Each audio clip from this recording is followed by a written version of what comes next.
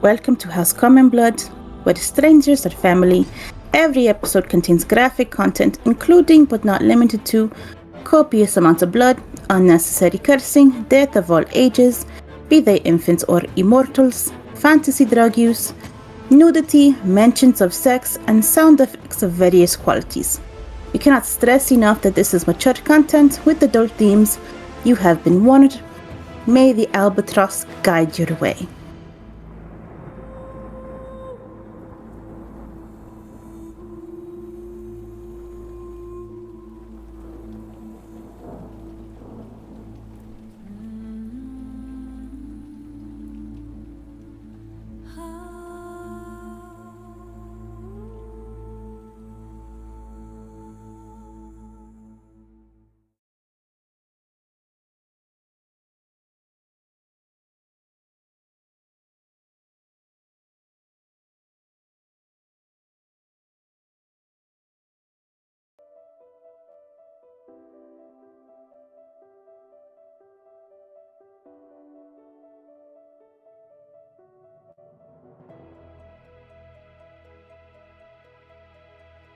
Welcome to House Blood. I am Gray, your DM and host. We're a D&D 5e campaign, and I'm joined here with our players. Eddie. Hello, I am Mega, and I play Eddie, the Bastard Class Triton Otter Boy. And I also play Eddie and similarly named characters. Or do I? Along with Oluja. Meow, Nita here. Good morning. I play Oluja Allblack, a human cleric sorcerer.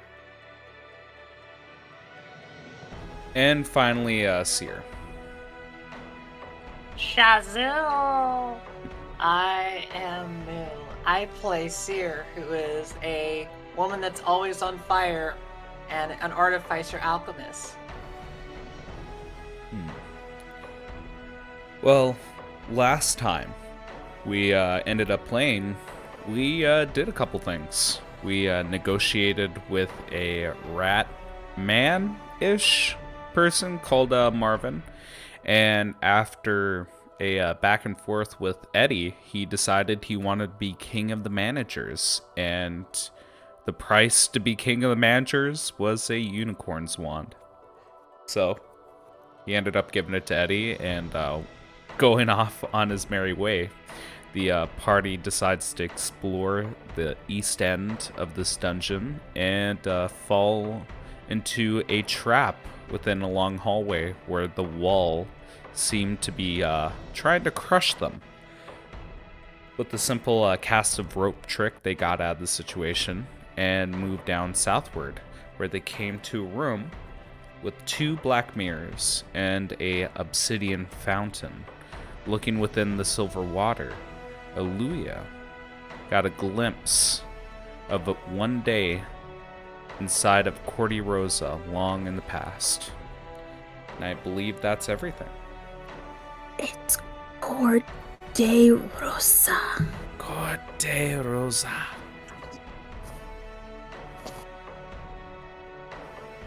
All right.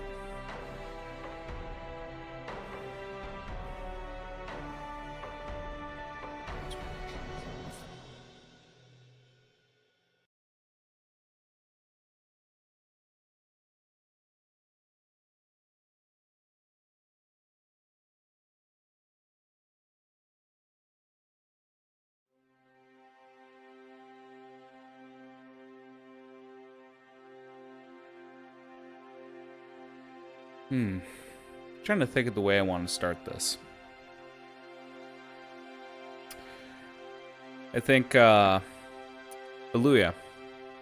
you were looking within the pool, and Eddie, you left the room. Seer, what were you doing in the room? Oh, I was just trying to really just investigate anything that was happening with Mabette, but since there's nothing else of interest, I probably would be leaving the room after Oluja is done with their business. I feel like I feel like everyone would respect Oluja in this moment and leave the room. So I kind of I was imagine, saying, so it's like, yeah. yeah. So Well, I feel Marvette's gone mad, so. a lot of things wrong with them. So we see everyone leave the room.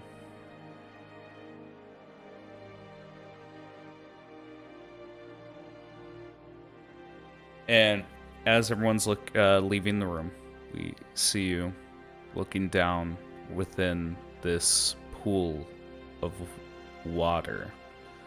Oluja, give me like a general overview of this location. Like, if you were a few miles away from this town, what would it look like?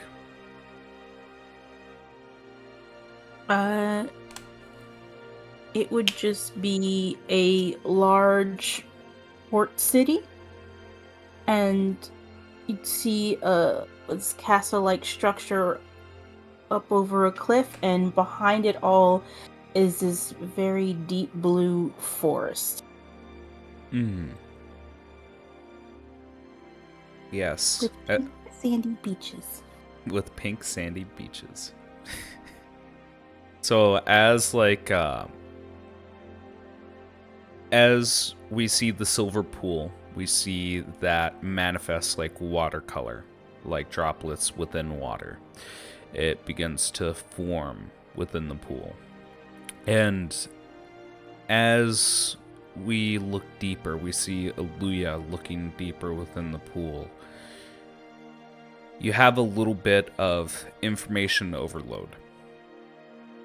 Oluja, before we even get started, I need you to make me intelligence saving throw.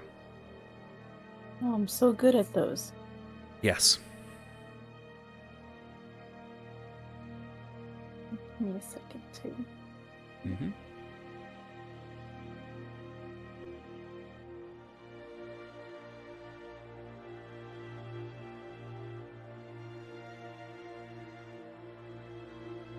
Intelligence. Mm-hmm.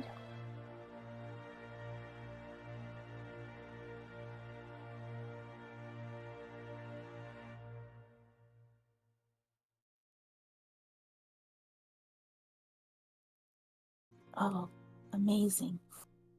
What's your total? 5. With an impressive 5, you take 3d10 damage psychic. Can you please roll that for me? Well, she's dead. Well, start a new campaign. Oh, dice rollers are on this side. Should be at the bottom of the chat. I'm trying to get rid of this character sheet. For some reason, it was smaller. 3d10.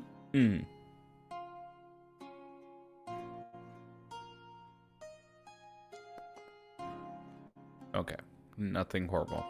You take 11 psychic damage as what you're about to see takes a physical toll on you. And the main reason why is the sheer amount of information on this day in this location. You feel as if for every day and every mile beyond 1 mile, it will add 3d10 psychic damage. Do you understand what I'm saying to you? And I'm just gonna die at the end of this vision? No. Well, the point I'm trying to get at is if you were to try to expand the scope beyond the size of the city, or if you were to go more than 1 day, it would add 3d10 to the saving throw. Okay. Essentially, it's the sheer amount of information that you're absorbing. You understand everything that happened onto this day. We actually see you blink a couple times, maybe you get a nosebleed as you sift throughout this information and narrow it down to the most important bits of this day. Or, you could find out why Miss Jenkins has this, a really good rapport with the mailman. We don't wanna talk find about that harlot. I mean, her 5 kids don't all look the same. Yeah. But let's get started here. Kind of switch it over to maybe a little bit of tension and fear, maybe. Maybe suspense.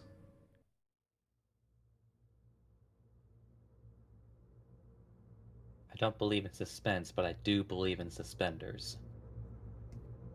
All right. So, Luya, as you peer deep within the silver pool, holding the secret to a day long, long past, we see a simple and single wood frame window. We see bustling streets below, filled with people of various races and backgrounds going about their daily activities. Close to the window, we see 3 strong men by a 3-story building pulling a rope rigged to a pulley, and it's hoisting a crate.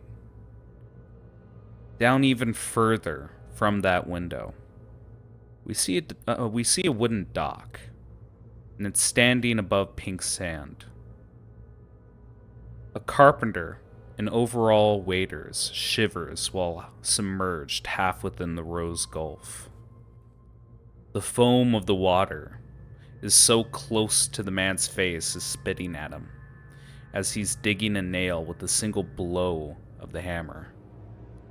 The man is focused on his work, replacing rotten, damaged planks. You get the feeling, Oluja, this carpenter would have been more observant, a conspiracy would have been foiled.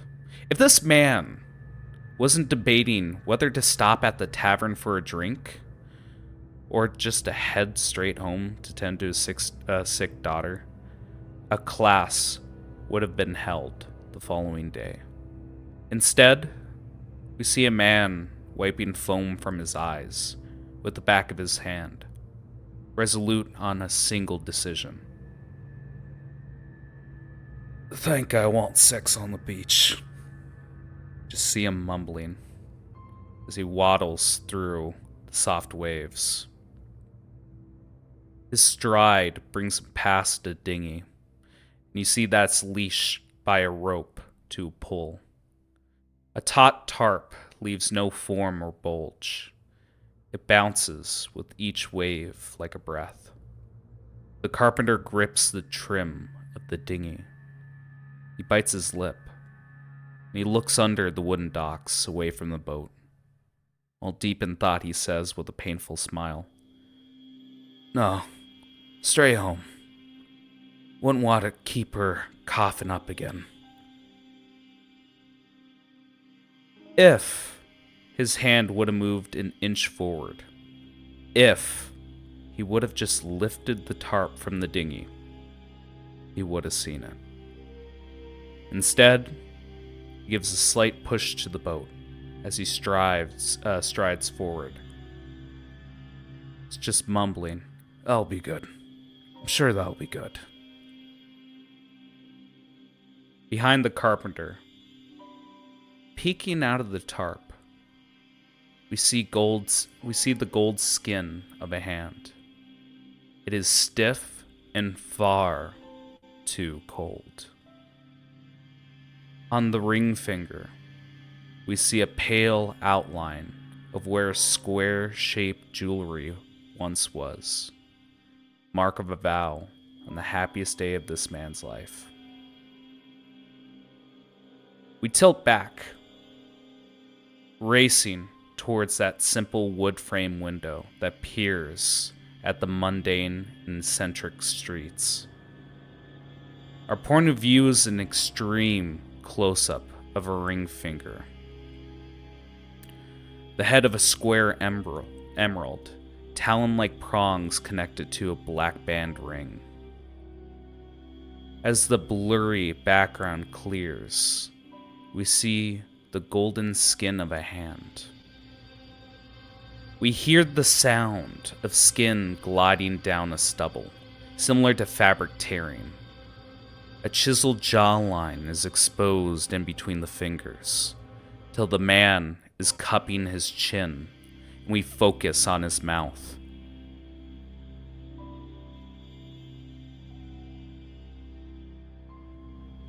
I am Erlin Dalmorven.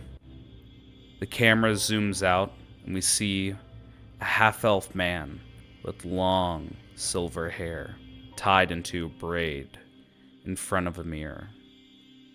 His face is making exaggerated motions with his mouth, and his eyes range from wide to squinting. With puckered lips, he puffs and sucks in his cheeks. Why, hello there. I am Arlen. He sighs, shaking his head.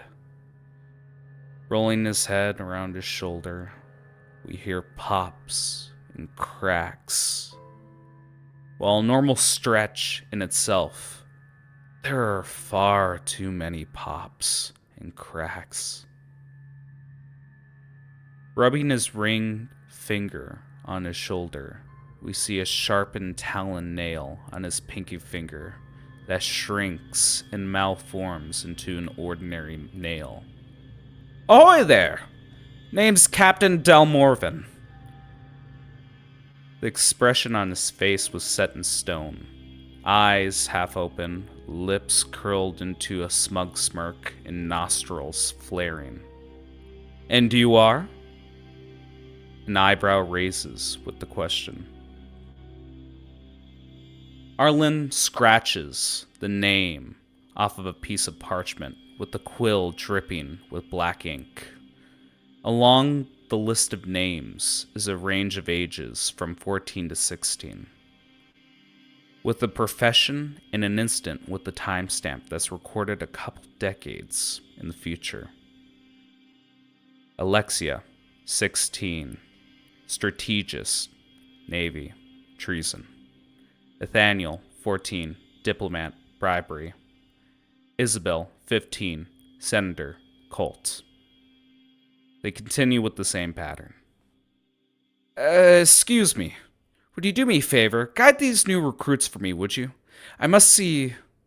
I must see... Damn it! Bites his lip, crossing out a name from the list. And we see the crate from earlier hoisted out the window. Flaw has been shown. What was it again? High Priest Augustus. Yes, snapping his finger. Augustus. With his other hand massaging his temple, he continues practicing over and over again. All right. I think I'm ready. Ahoy there! We fade to black with this. Oluja. Mm-hmm. I need to ask you. Mm-hmm.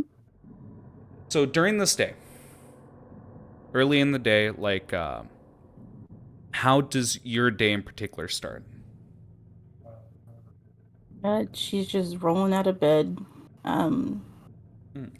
She has to practice her meditations from one of her classes, but fails miserably because it's like the most boring thing she can do. So she just gets dressed and just goes down to the dining hall to eat instead. All right. So we see you going towards the dining hall. And where exactly is this location within the city?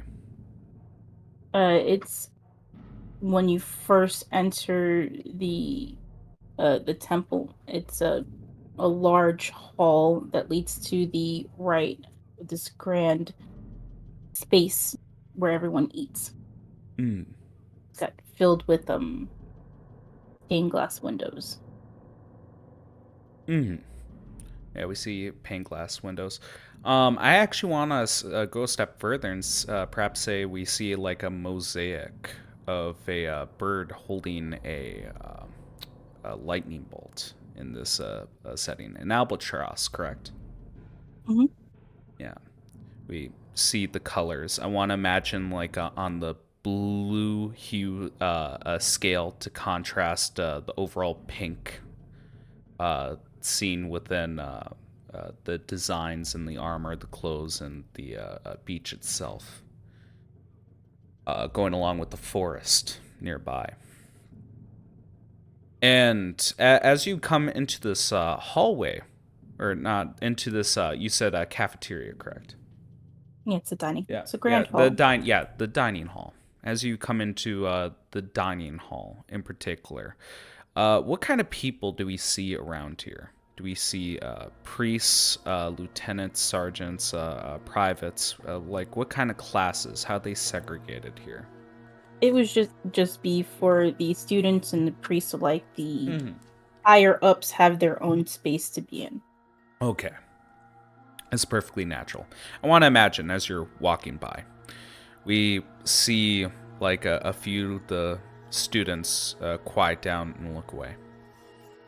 We see like an enthusiastic priest talking with one of his colleagues. And again, as you come by, the conversation seems to die down.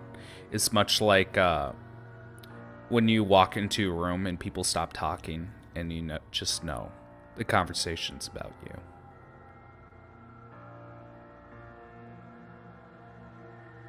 Yes, I'm here. Don't stop for me. Haha. Go about your day, pals. Just getting breakfast. They squint at you. The priests are courageous enough to squint at you. The kids, or I hesitate to say kids, the students, I should say, the students, they won't look you in the eyes. You're not in their vision. Their focus is on their food and completely away from you, as if you're a ghost. Laura, I did not mean to burn your hair, but it looks good on you with the shortness.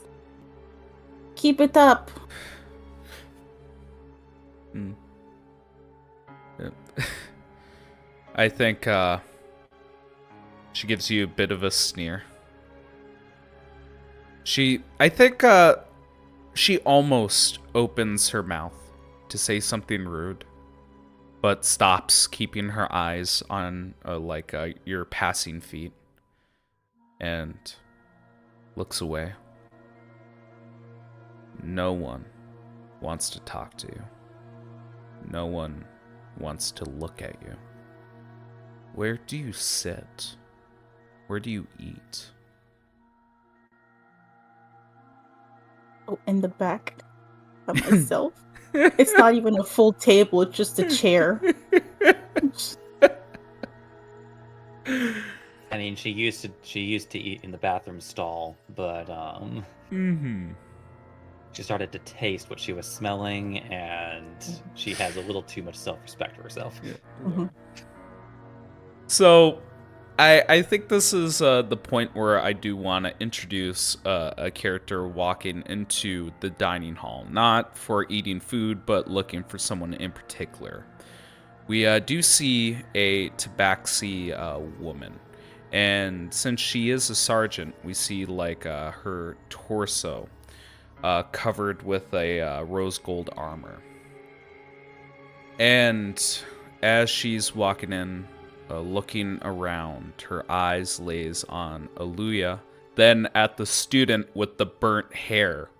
It is unacceptable to cause damage to a student, and this woman has a lot to get off her mind.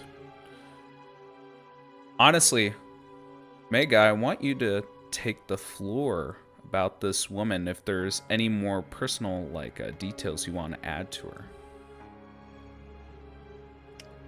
So I would probably say at the very least, like a that her armor is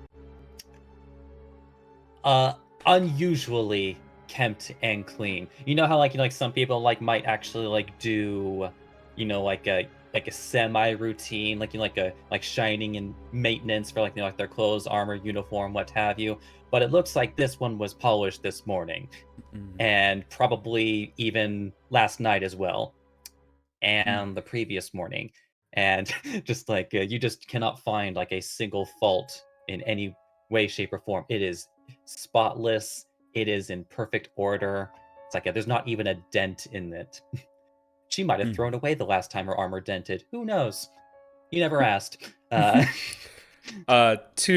One question and one statement. So first of all, like, what kind of color fur does this tabaxi have? I'm going to make her an orange tabby. I think it like might go well with the armor set. Okay, that sounds nice. And the statement that I want to make is, again, harming a student, whether on accident or on purpose, without disciplinary action, is very, very bad. And your target in particular, after you are done chewing her out and giving her a piece of your mind, by the end of this day, she needs to go see the lieutenant. Floor is yours. It's like as this Defexia is like starting to like walk toward Oluja, just like her as she's like passing the girl whose hair has it's like been like I'll say destroyed, ruined, essentially. Just like stops for a moment, turns. It's like, okay, no, this can't be done. As just like going to like immediately like starts letting out one of her claws, going through the hair a bit, just like no, no, no, and like actually like giving her like a brief haircut. There's shock on her face. She's about to turn around and go, "Who the fuck? Hi, 9."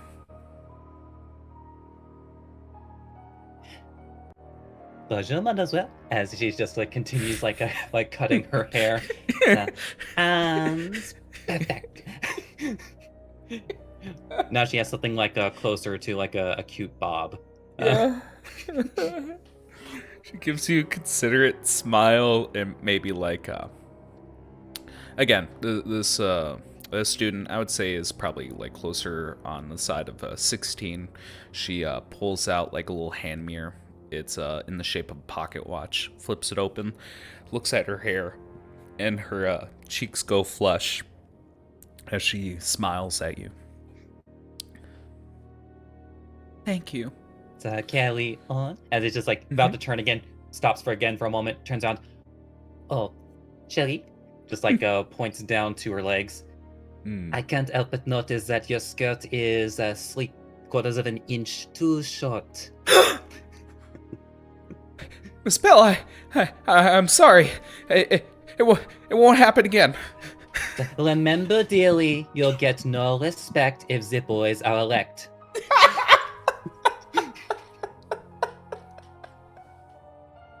Damn, I love this character so much. Just pan over. Oluja's in the background clearing up her shit because she knows she's coming for her.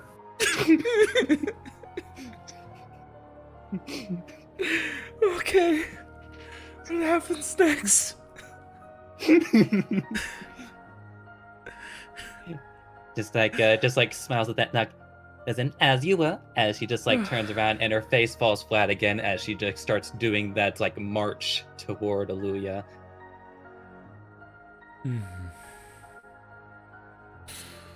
Okay. Oluja stands up, stiff, shaking, just waiting. Now, I do have to ask, like, generally speaking, like, how would this character actually have to address Oluja in particular? Because I like do like, or like, does she like have basically give them the same addresses like any other student here.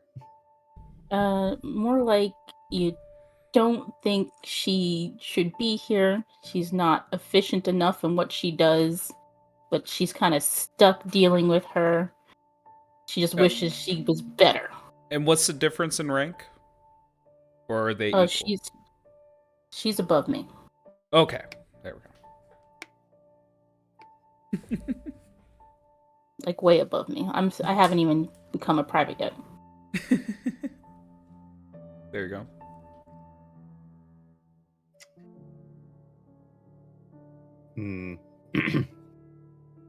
In which case... And hang on, there's one more important thing, Oluja. Did you attend your classes today? Not yet. I was gonna go after I finished eating. Okay. And just to clarify, I don't believe classes have happened yet. No. Okay. Go on, Megan.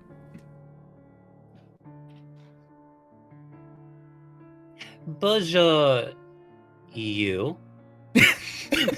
Good morning, Captain Bell. Bon baguette to you.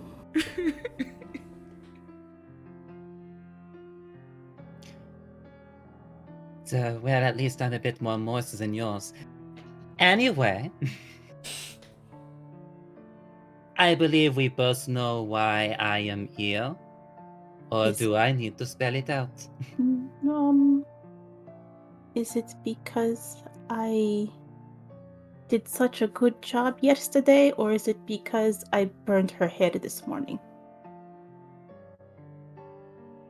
Oh, you thought that was a good job? No, well, look, it was an accident, okay? I just had this charge and I said, hey, watch out, and she ignored me and it happened and she was just too close. Oh, so now we're blaming others for our own problems? No, we don't blame the victim, I understand that. I'm just sorry. Oh, how many times have I heard that? Oh, sorry, Miss Bell. Because it always is an accident. Yes, but think about it. How many times do I have to hear sorry? How many times do I have to hear it is an accident? How many times before I need to start wondering if they are accidents? I would never harm someone on purpose, but I don't know how to explain it to you. And what if something worse had happened? What if we were not having this conversation in our dining hall? What if it was, well, out there with the rest?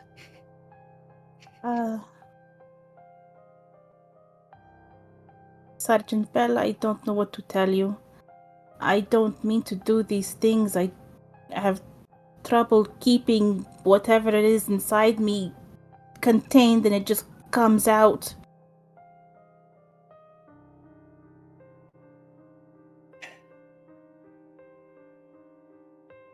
Every time having this conversation over and over, it is... Look, you ought to speak with the lieutenant today. Yeah. Are you serious? You. I have to see Lieutenant Stonefist? Just nods. I believe we both know how serious this is. Okay. I'm sorry.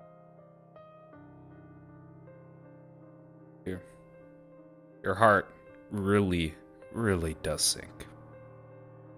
There's already a gap in between you and the person you're talking to.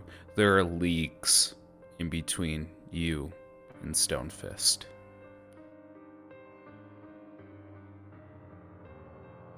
She kind of sinks down into herself, realizing what she has to do at the end of the day. and she clears up everything to begin her trot to her class, her walk of shame.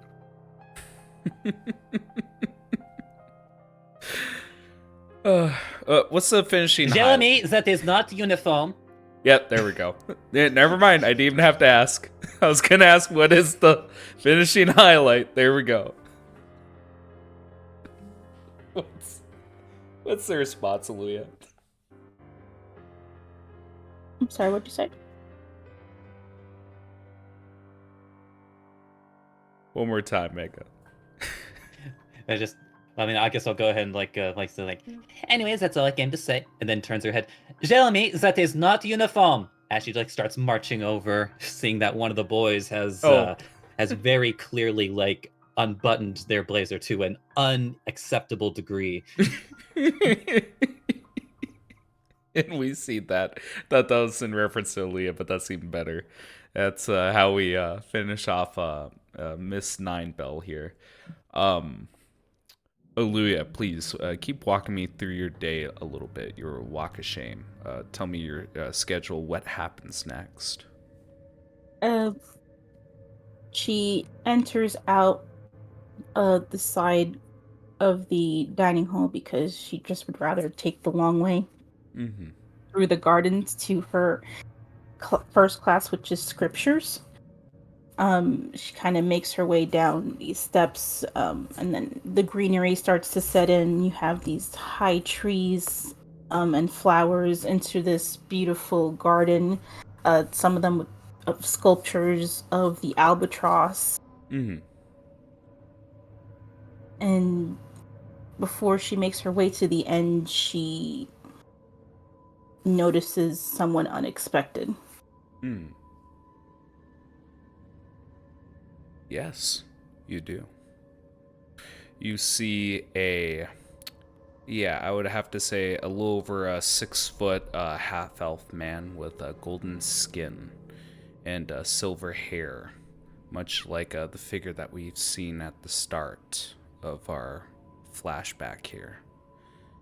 He is standing before a group of students, and you hear a tiny murmur among them, looking around, not quite sure what they're doing. And the man himself has a very straight posture, and you see that one hand is behind his back, and the other one is resting above his heart, almost like it's kind of a salute as he's talking to these students. And I think he catches your eye, Oluja, and he motions you over. Here, come here. Oh no, she got to him first.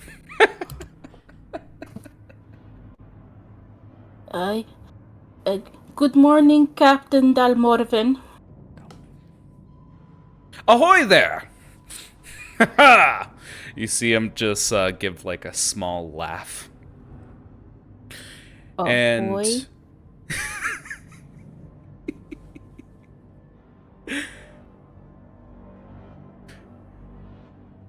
yes, ahoy there. Excuse me, would you do me a favor? Guide these recruits for me, would you? I must see High Priest Augustus. These people? Yes! And he motions his hands towards these students. And yeah, they seem like they're pretty green behind the ears. This doesn't seem like an appropriate job for you. So just to be clear, I'm supposed to watch the new recruits? And yes! Sergeant Bell did not talk to you. And he takes a moment, squints his eyes, and goes, Why, of course not. If Sergeant Bell were to talk to me, she would have nothing but flying colors to say about you. Huh. I don't think this is the job for me. I actually have No, class no, to no, go I to, insist. It's but idiot proof. Anyone can do it. Please, guide them. I'm sure it is, but I'm just working through something and And a hand comes to your shoulder, and you see a cold gaze from his eyes. Madam, are you interfering with my work with the High Priest? no. Good, because that would be treason. Or would you guide these students? Okay, Captain. Good But lass! okay. It All gives you a right. couple pats on the back. I don't know who High Priest Augustus is, but you do that too.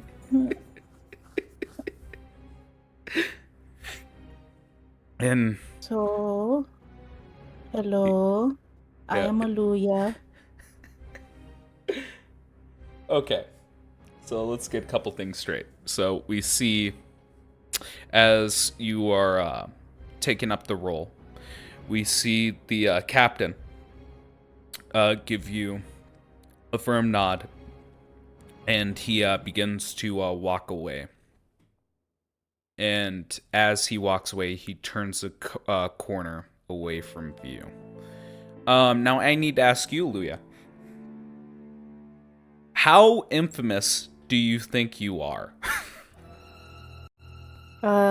Not in the best of ways.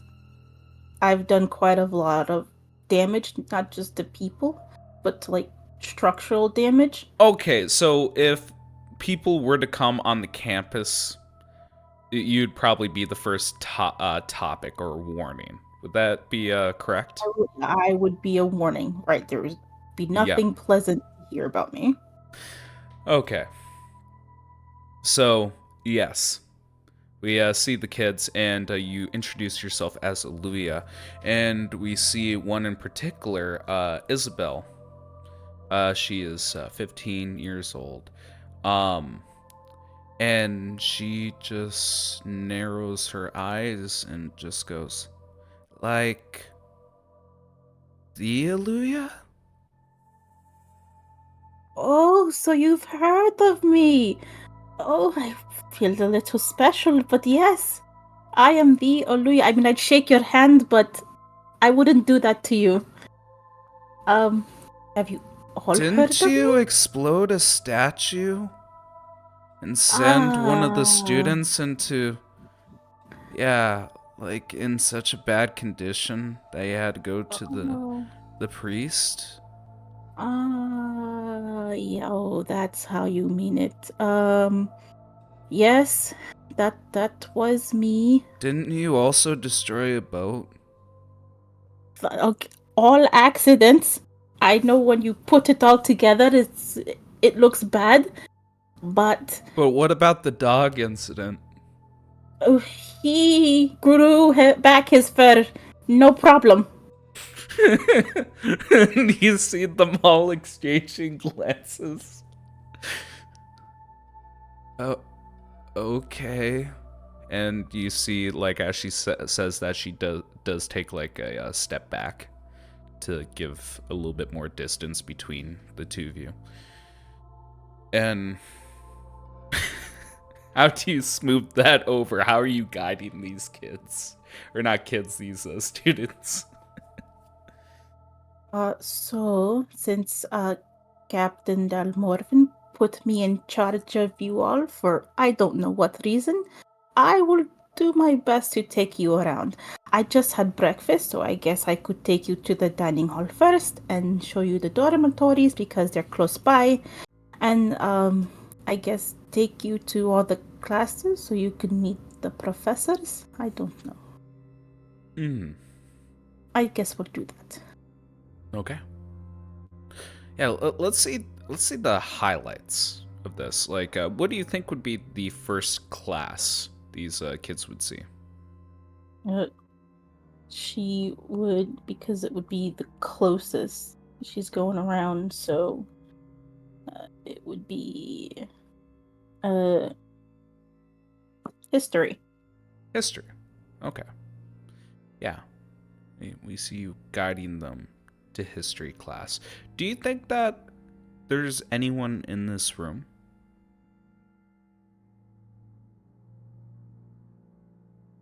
Uh, I would think so.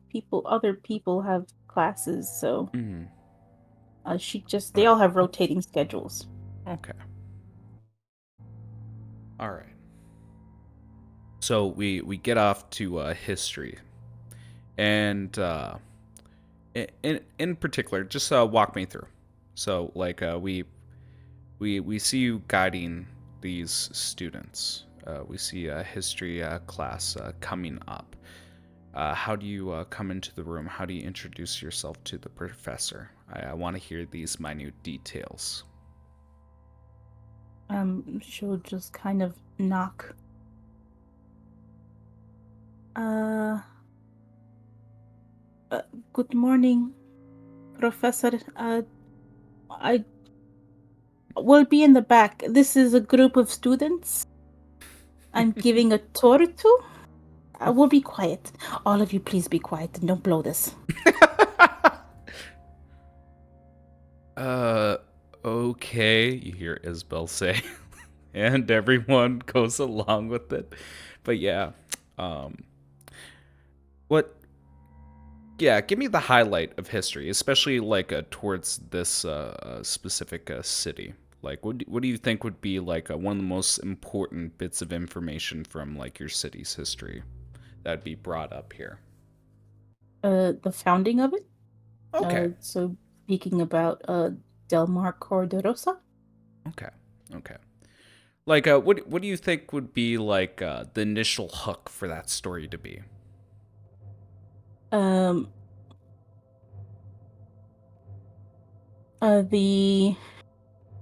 the overcoming of the storm Yeah. and his guidance of Aeolus. Yeah. So like we see this professor like go over this course.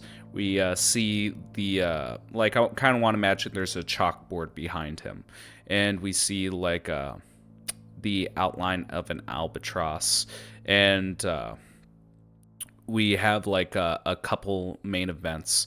And it follows the general beats of the story of a man named Delmar being correct me if I'm wrong, but stranded, then guided through a storm by this god named Aeolus. Uh, And Not so much stranded. He was trying to ferry uh some pilgrims. mm, They had their own visions of this land, mm. and they asked him to take them, even though it's a treacherous journey. He accepted because he likes a challenge, but Yep. he didn't know what he got himself into. Yeah. Which eventually brought him to this land that we find ourselves in. And in fact, I think the finishing note would be how the city got its name. What was the explanation for it? They named it after Delmar because the sands are pink, just like his hair, just like his name. Yep. There we go. CordeRosa. Yes. And I kind of want to imagine we keep going through the classes, but we're not going to have like the same thing that we just did right now. Let's have a little bit of a blitz. What's the curriculum that's taught here? There's theology, scripture, philosophy, laws, ritual, meditation, charity, magic, healing, and warfare. Hmm. At what point would you need to leave this tour? Because again, the lieutenant needs to see you. Probably at the halfway mark when a few hours has passed. I'll say about 4 or 5 hours. She just kind of like doesn't know what to do with herself. But she knows she don't fucks around with Sergeant Bell, and she will do what she was told to do. Okay. So probably after that mark. Okay. Where would these students be held? In the rec hall. Yeah. Okay. So they are in the rec hall. What's some parting words you would actually say to the kids before, or kids, students? What were some parting words you'd say to the students before going, leaving them for a moment? All right, so it's the afternoon. I just need to make a quick chat with my lieutenant. I'll be right back. I'll come to you before the night comes, and I'll hang out with you all. Yay. Yay. Okay. As Belle says in return. I'll be right back, and don't worry. Mhm. Just go there. Don't make a mess. I don't need any of the flack. Just be good. Okay. We again, like, tell me a little bit about the architecture of this temple as you're going along. I kind of want to imagine as you are going along, we do see like multiple windows looking outward, and again, this temple is on top of the cliff, correct, overseeing the city. Yes. Yeah. So lots of windows, lots of very high ceilings open as they want as much light to come through as possible. Yeah. So I kind of want to say on this day, we see we look outside. We see the cliffside. We see the city below. We see the docks on the pink sand beach, and looking towards the sky itself, we start to see like dark clouds begin to form. And we see Oluja climbing the staircase. There are a lot of windows looking outward. Is there any kind of internal thoughts going through Oluja during this time? Because, you know, when you're told to report to a superior's office or talk to someone in power, I know a lot of people tend to get like butterflies in the stomach, tends to like have a couple thoughts racing through their head. What's It's happening just with Oluja? high anxiety. She's clammy. You know, she gets those heart palpitations. She knows what's coming, and she's just really nervous and Hmm. scared because everything is just an accident.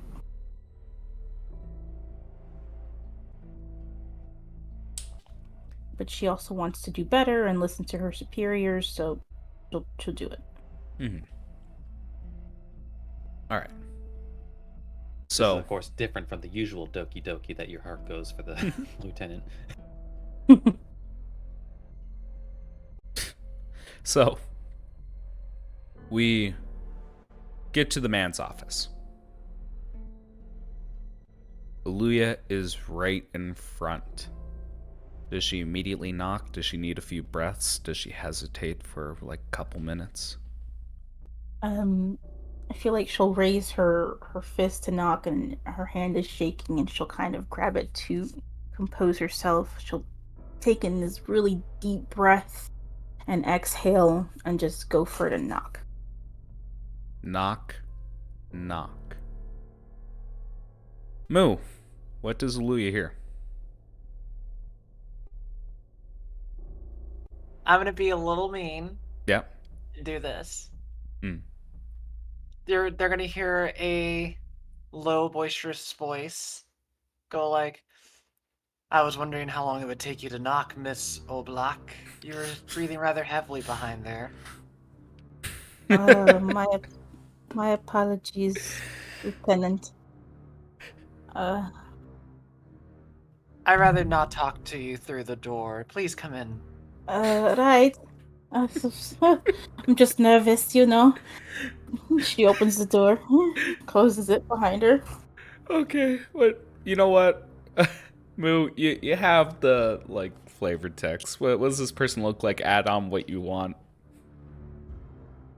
So, very much They are not what we'd say a small dwarf. They give an impression that they are much larger in life. Their skin is darker. It seems more as if they have an extremely dark tan. They have many braids in their hair as they let it slide back. Currently, though, they are not wearing armor. I would say they are dressed up more as if they are an official. So you could see that their clothing is a lot more tailored with gold and blues, a lot expensive materials. Hmm. However, and this is why we don't have the tabaxi nearby, it's not professionally set up with the buttons let loose. It is a little bit unkempt. You could tell he is very much used to being in this room by himself. But as it continues on, as you approach, you will see he has a very well groomed beard. And it is not braided, it is just nice and bushy to the point where it touches the table. And more importantly, but as you kind of walk in, you will see his penetrating eyes as he kind of just stares with his hands interlocked onto the table. Mm-hmm. He has very big hands. You could tell that they are hands of a warrior. They are full of calluses, scars, and it is very much like this person does not need to yell nor scream. They just simply speak, and everybody listens. And before we continue on, Moo, because I need to establish the motive for your character at this moment. Oluja's on her she's on her last thread. This is getting too much. You've had way too many reports from this woman. Honestly, she is not only a hazard to the students, but the environment around here. And you know that Nine Bell has been trying her best to take care of the situation and make sure that students are remaining safe. But this is getting out of hand. In fact, you are debating in your head whether this needs to be dealt with expulsion or even like a dishonorable discharge. This is absolutely ridiculous. Fair enough, because that would explain one more emotion that Louis would see. They wouldn't see anger. They wouldn't see someone exhausted.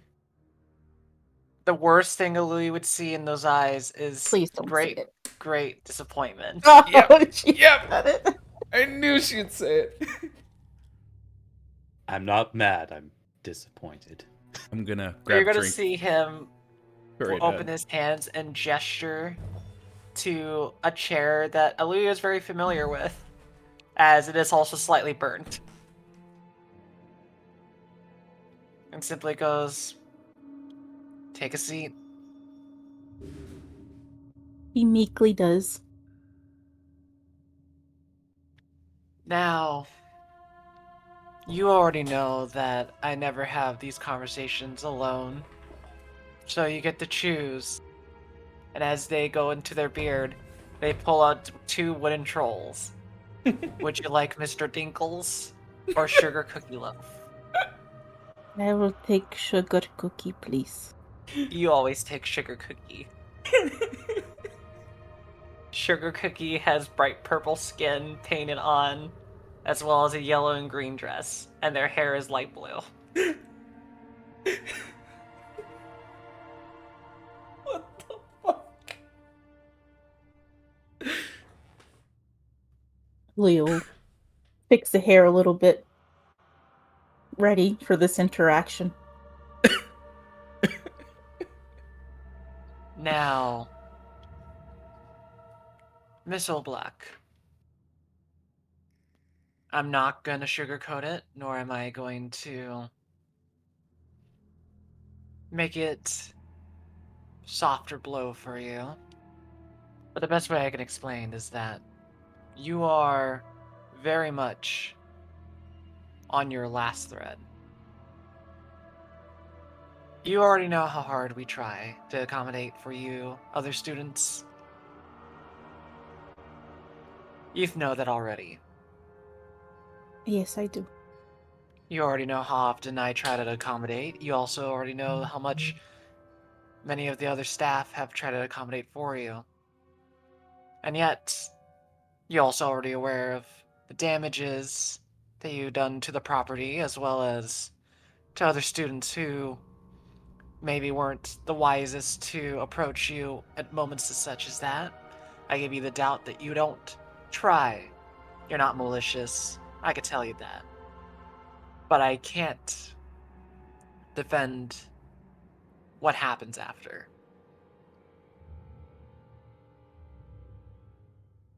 I'm trying my best. I promise you. I'll be honest, the meditation has been rough. Like, it is so boring. I wind up thinking about anything, counting food. Sometimes I got lost. I watched a piece of lint roll by the window, but I am doing my absolute best. When I I can't explain it to you, it's like this welling feeling, and I can sense the signs, but it's like too late, and there are people around me, the bushes, statues. I try to get away, but I can't.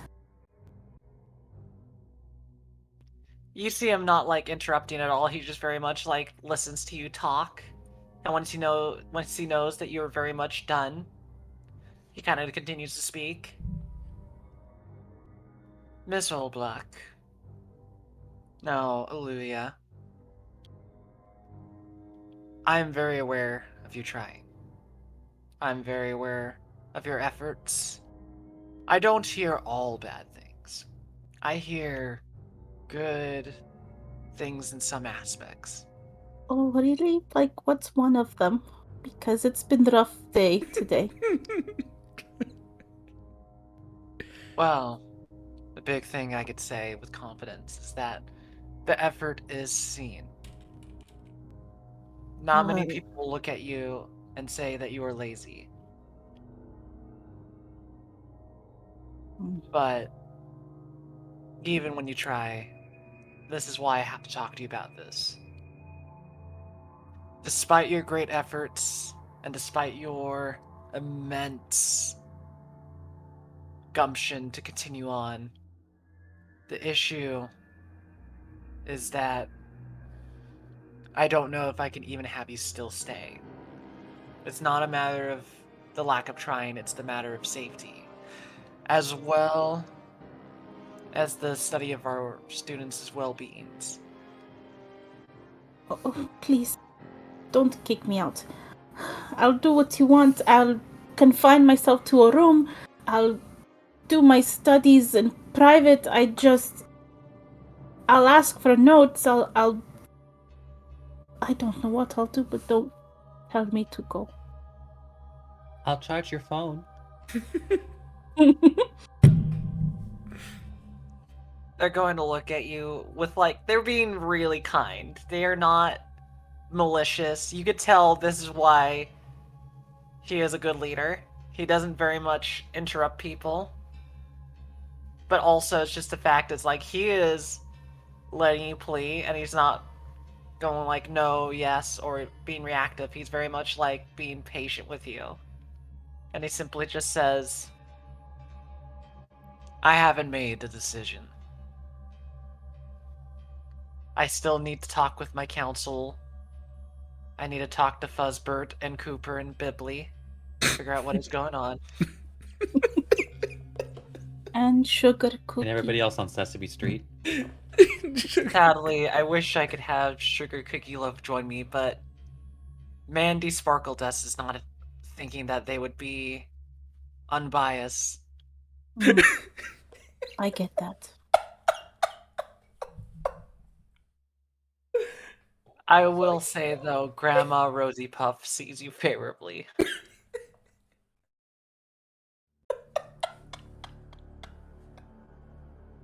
Well, thank you for being in my corner, Granny.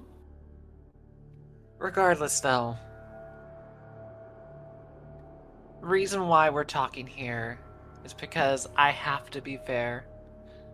And you already know, since I know you're gonna grow up to be a fine woman, to understand that consequences just eventually catch up, even if it's not your fault. You're on your last strike, I would put it.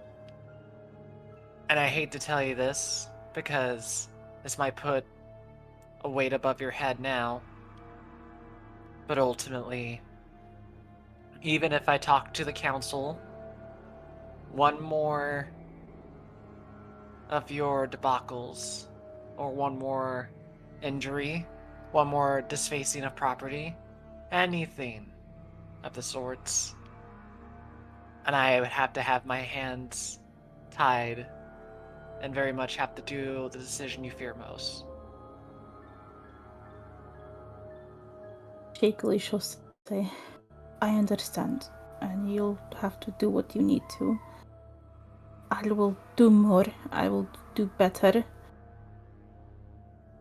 I will do my meditations better. Maybe that is key. And here's what I need to see. This is very straightforward. Don't think in a sense of trying to do more. Break it down to just simply one thing. I'm not asking you to hold everything here. We're willing to accommodate, as you already know. But focus on keeping the balance. If it helps, you could take sugar cookie loaf with you to maybe help you out. Or No, I could not do that for you. If it helps you out, though, I do have one more companion you could take if you feel so worried. Oh? They Is will it a pull new out. friend?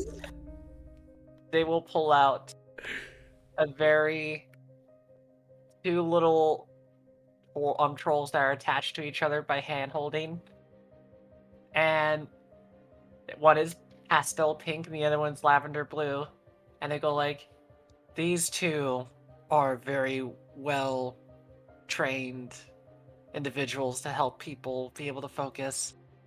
So I will let you take Satin and Chanel." Oluja's eyes go wide. Thank you so much, Lieutenant. Oh, my goodness. Thank you, Lieutenant Stonefist. Thank you so much.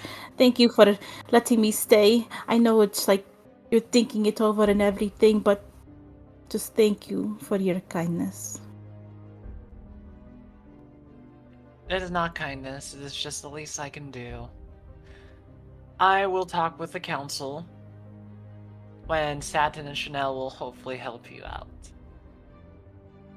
Now, I'll let you be on your way. I must begin assembling the orders. You see him pull out each troll out of his beard, putting them in a circle. This guy's fucking insane. Oh, one more thing, and I can't stress this enough. No child murders during this whole thing. I feel like I don't think like I have to say this, but you know, at the same time I do feel I do. Before she turns around and goes, she'll just ask, Lieutenant? Yes? I have never met the High Priest, but I always thought his name was High Priest Augustine? Or is it Augustus? I'll be honest, he's never happy with either one. It would be the Augustine. Yes. No, I know, but that's a joke. It's like he's never happy. That's why it's like he's not gonna care. He's always an angry man. All right. Okay. Just Thank say you. Augustine if you're worried. Ah, DJ Suki, I'm glad you came over. He pulls out a troll with an orange hair and a pink skin and puts it down. Has a crystal in its belly button. Oh my god. People say friendship is magic, but obviously they were wrong. She'll turn around, she'll glance back, and she'll close the door and make her way back to the kids. Okay, there's a couple things before we do that. I know it's like focused on you this entire thing, but I gotta know, and I'm gonna limit it to about 5 minutes. I do want to kind of see a scene with a Stone Fist and Nine Bell. Within that office, discussing about Oluja. Before, well, I should say, Nine Bells outside of the office. Tell me the posture, how they knock, if they announce themselves. Go right ahead. Just like as she's like walking down the hallways, probably occasionally passing students, and with her very perceptive eyes, it's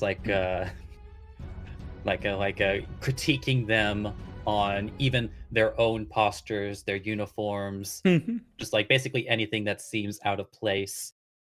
Before she finally walks up to the door, does a perfect 90-degree toward the door, and as a simple evenly paced knock. You may approach.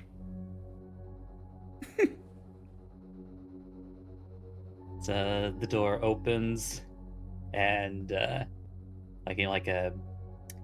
like a back completely erect as she strides in. Actually, how heavy is this door? I'm made of mahogany. Mahogany. Also, as you walk in, you will see Stone Fist surrounded by trolls. As he's slowly putting them back in gently, one at a time, but leaving one of them that they call Queen Barb. Oh, I see that you're playing with your companions. They have much wisdom, as you already know. I already know that Hickory helped you out a lot when you were roaming these halls few more years ago. It very quickly slams the door.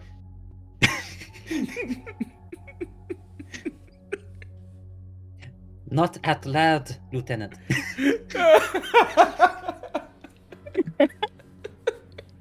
The students must not know. Oh my god.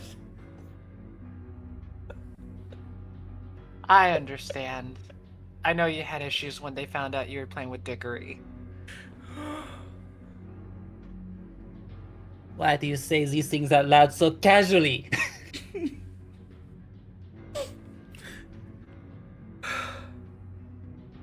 You have business. Right.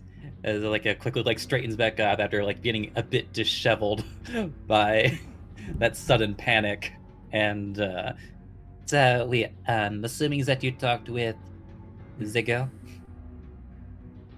Miss O'Block? Yes, I did. I left them with more of a cheeriness, but as we discussed before, I didn't hold back. Yes, I believe I've made my opinion very clear. They are aware that their chances are extremely low, and I had to give them the ultimatum in a sense that, well, if they do something like they done the past, looks at calendar, too long of many things to explain, but if they do one more offense, then I don't need to tell you what to do.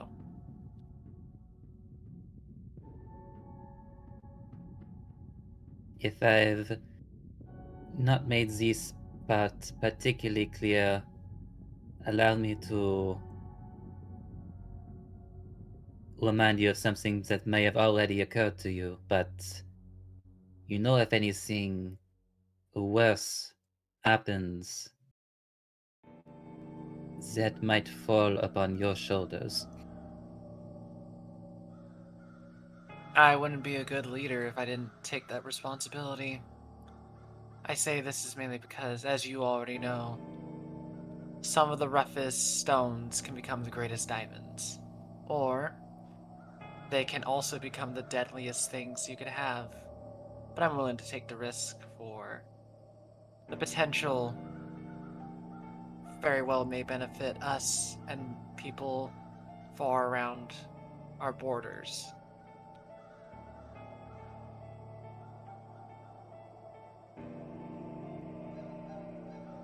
But I do appreciate your concern. I will take full responsibility if you feel that. And if they do take the offense, I will personally escort them myself out with the help.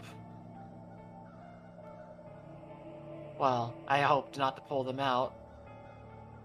Pulls out a little troll that looks like a cloud. No one should dare ever see Cloud Guy. Give me the finishing highlights from both these characters before we move on.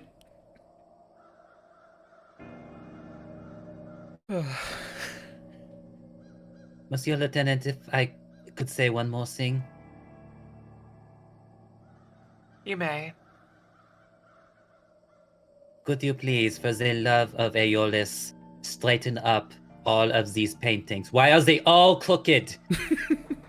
It's because Lexi's likes it like that. By the way, I would like King Peppy back.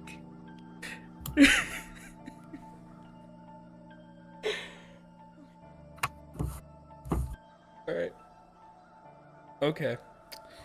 I would say, Omega, your character in particular, at that, your ears twitch as you hear, and this is an amazing feat to show how sensitive and alert you are.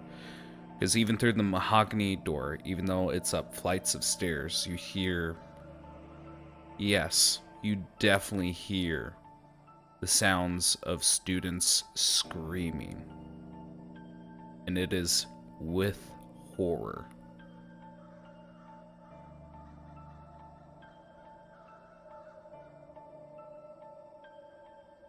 Lieutenant, something is wrong.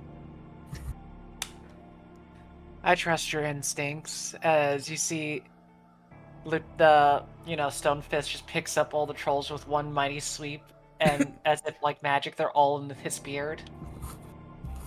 And then he just grabs his sidearms and goes like, "Proceed forward. I'll follow you." Okay. There's already a dust cloud where she used to be. Yeah, I kind of want to imagine, again, we fade to black on that. And before we move on, I gotta say, what the fuck are we doing? Why aren't we just following these fucking characters? This is awesome. I'm glad you love my iteration Just of both. Stone Fist. Just both of them. I fucking love it. I just love this. I am so glad I got you guys to participate, because this is making it 1,000 times better for me.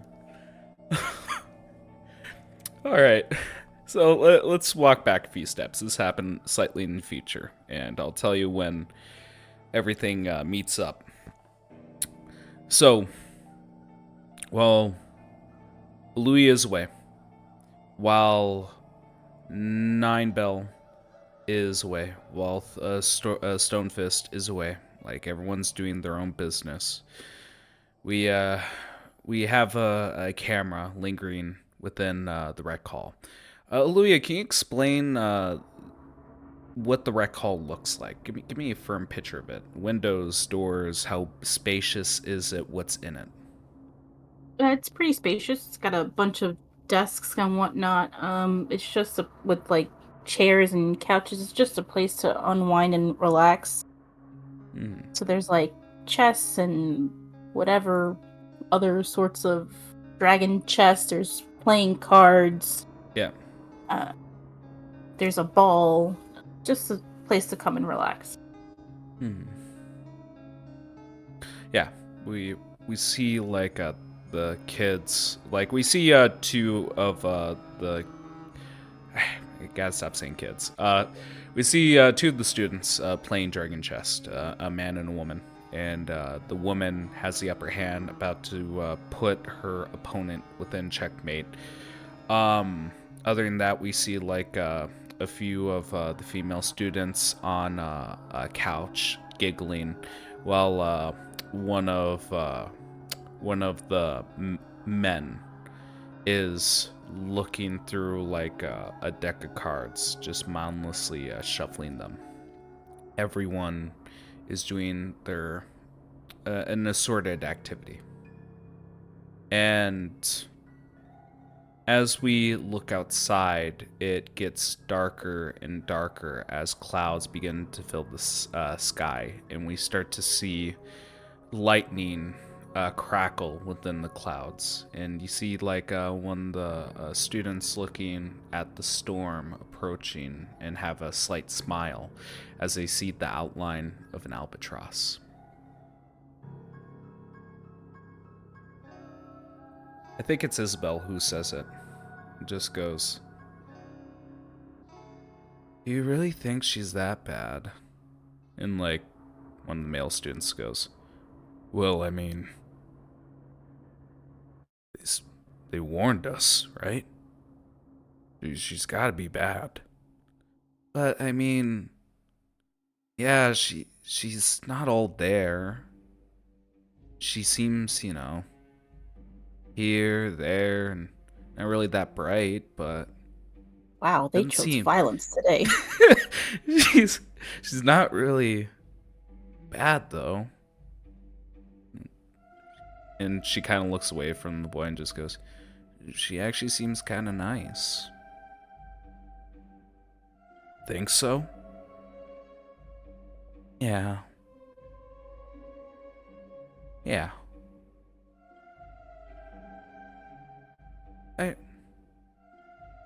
I think we should do something for her. Really?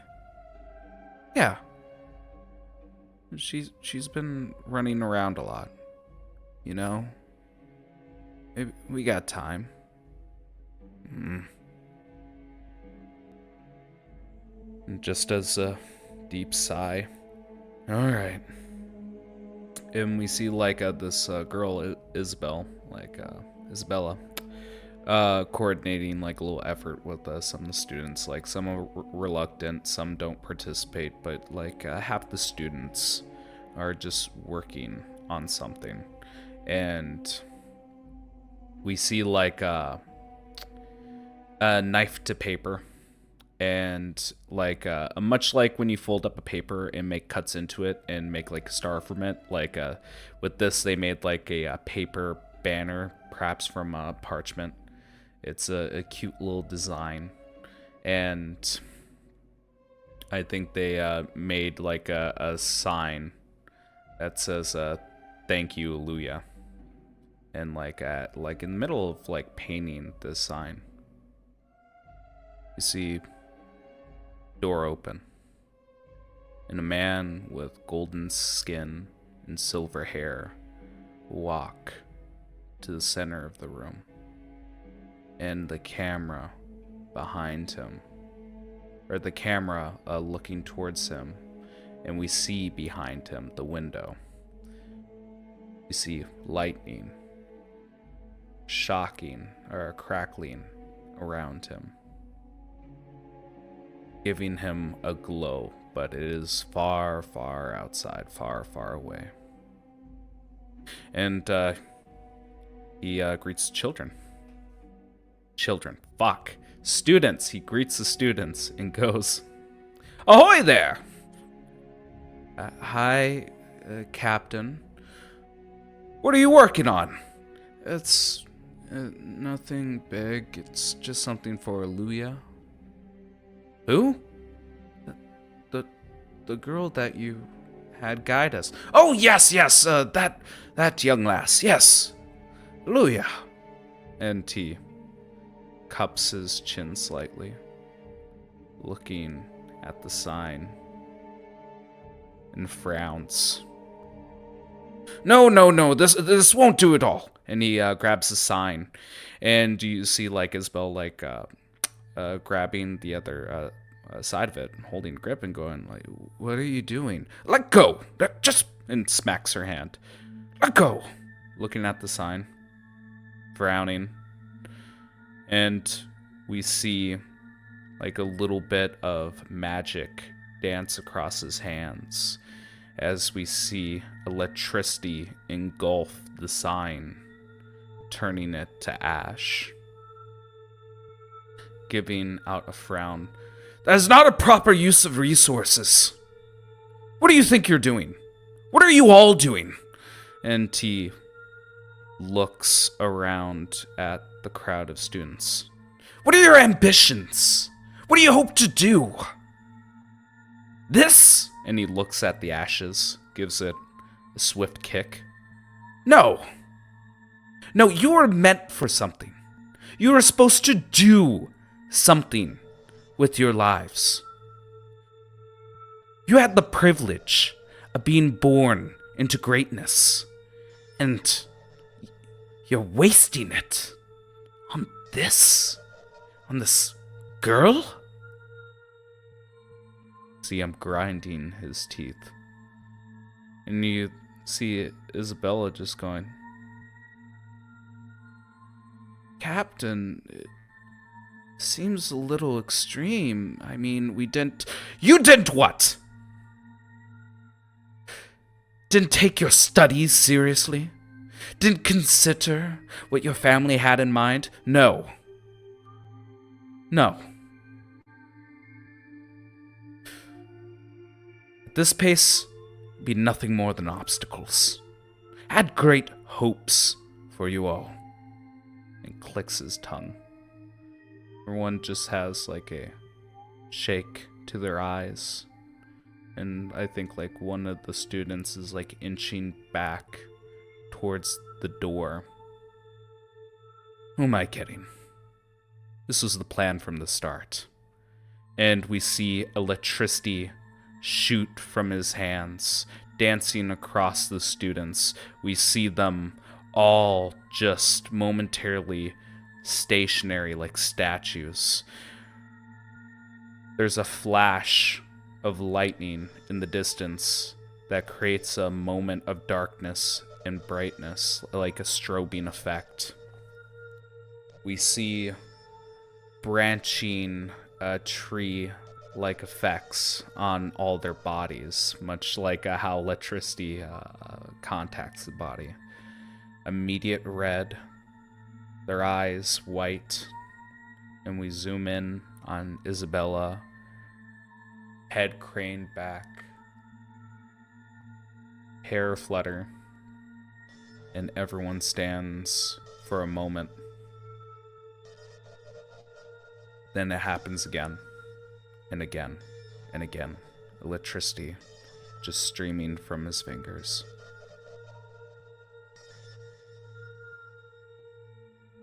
See steam rising from the bodies. The smell is horrendous.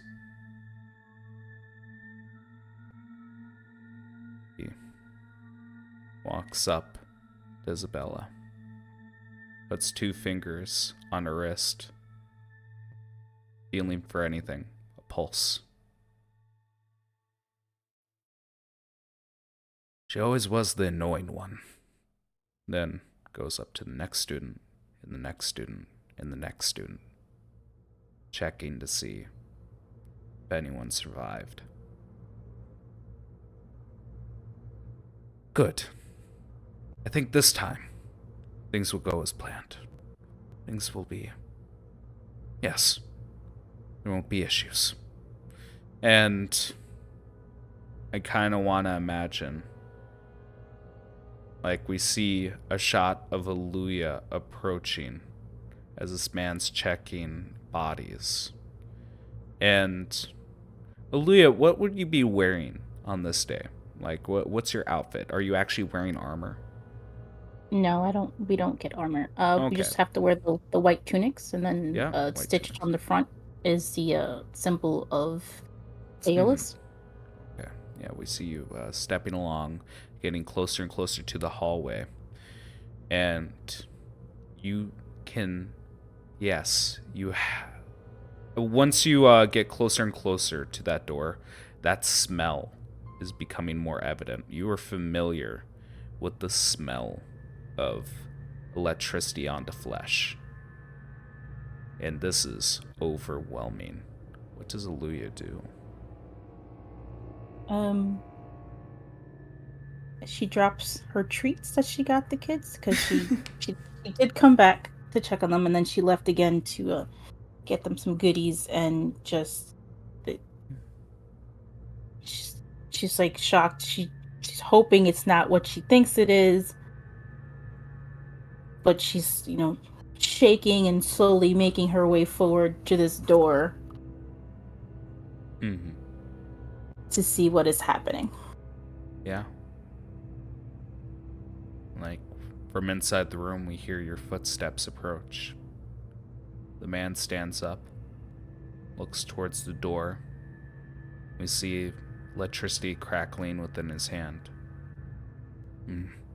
One more. And as soon as you get to the doorknob, as soon as you're pushing open the door, it is like an oven, a furnace. It's hot in this room. The smell of burning flesh is like no other. It's vomit inducing, actually. Like your stomach goes weak, your knees are wobbling, and that fucking smell. You know at this moment you're never going to forget that smell. Within this room, you see nothing but the children.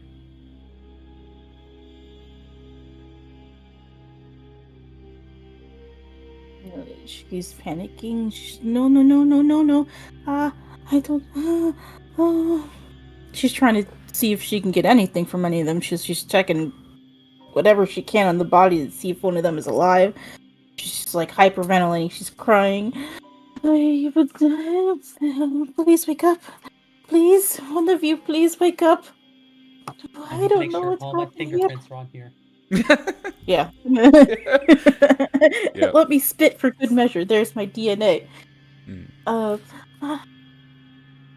don't understand what's happening. Help! Help! Shouting. Yeah. And like once you begin to like scream for help, like a minute or two passes, and we see as you're cradling this body. Yeah, we have a upright perspective, so from the ground upward, we see Oluja cradling this body, and right behind her, unbeknownst to her, but visible to the camera, we see like the outline and iridescent camouflage of a man with a weapon in his hand. Just a very, very jagged and black metal dagger that's just coming closer and closer to her neck. Mega, how fast do you think this tabaxi runs towards the trouble?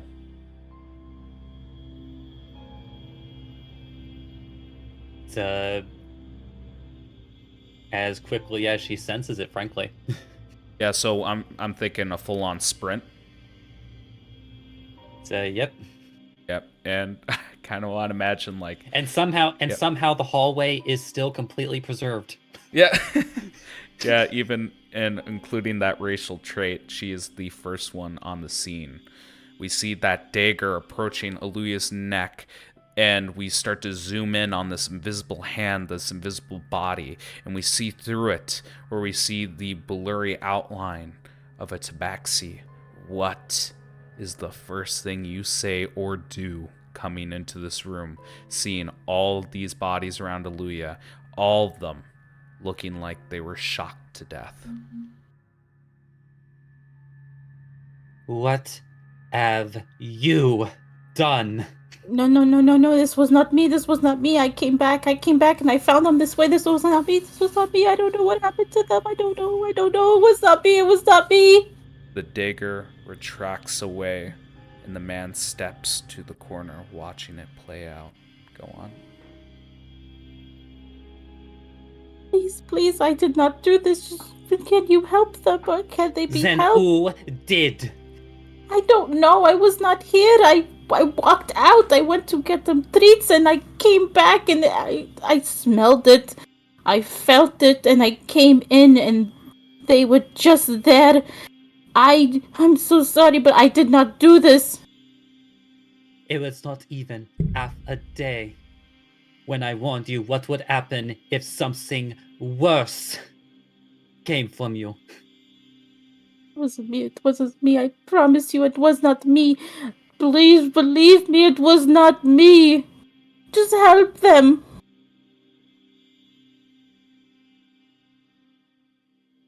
I'm going to make sure that everyone will be helped.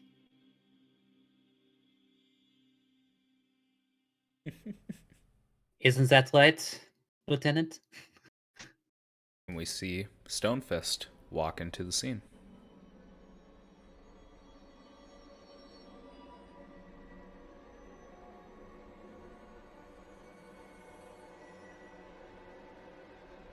What does he say, Moo?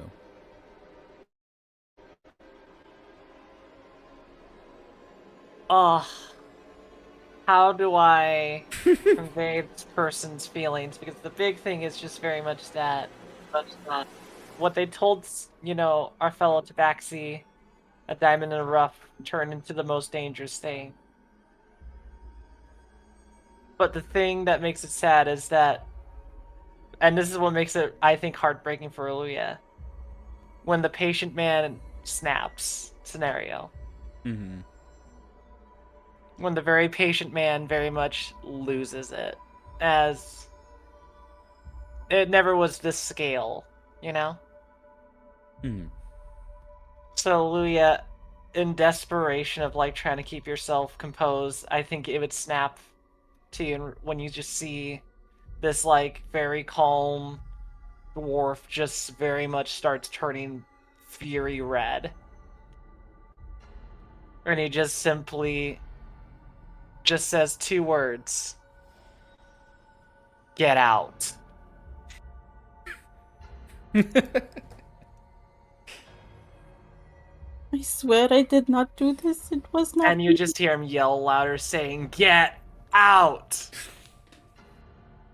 She steps out, crying.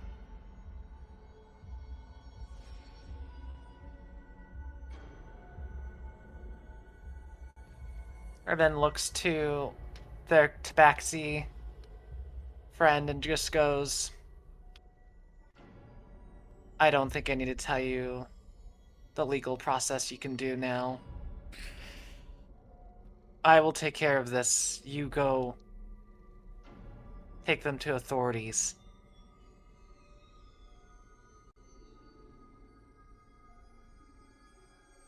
Just she brings a hand to her face. Just like slowly allowing it to rub and descend down before she finally responds. I was hoping not to have to clean this large of a mess. Hence why I will do it. You take care of the escorting and taking them to authorities. I will clean up the mess I left. And risked. Disappointingly so. As he just slowly approaches the bodies. Yeah. It is clear. Electricity was used. There's no question about it. You see the branching roots from the contact.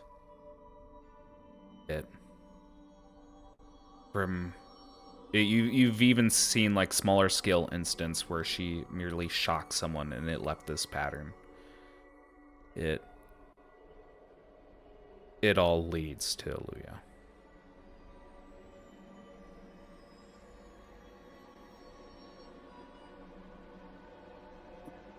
She's just shouting in the back, please help them!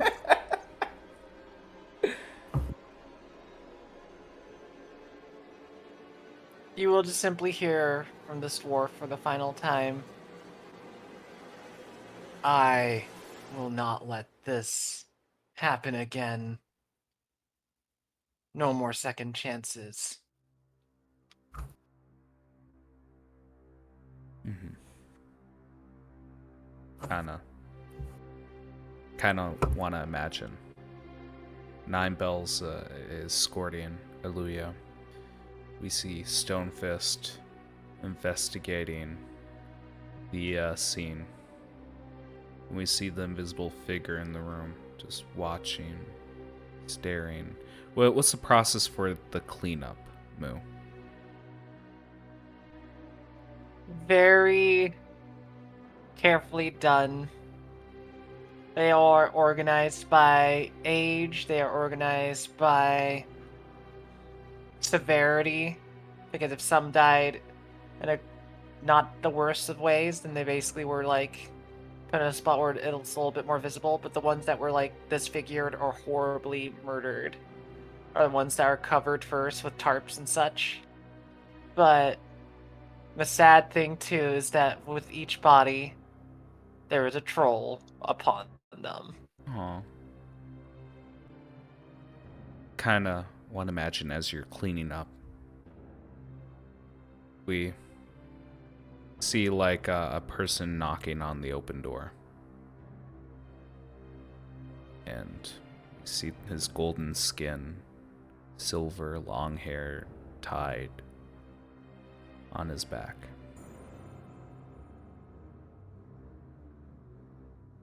What happened here?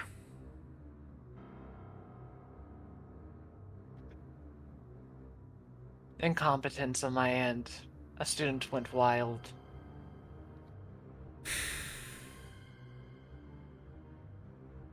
Walks up,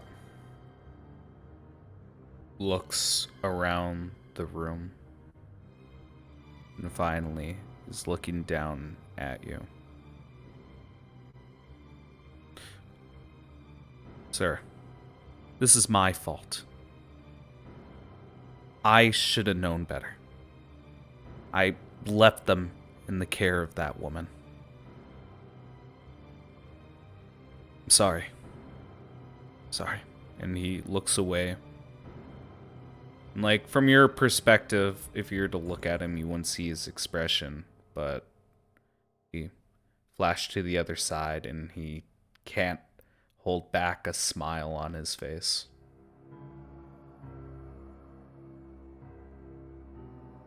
Sorry, sir.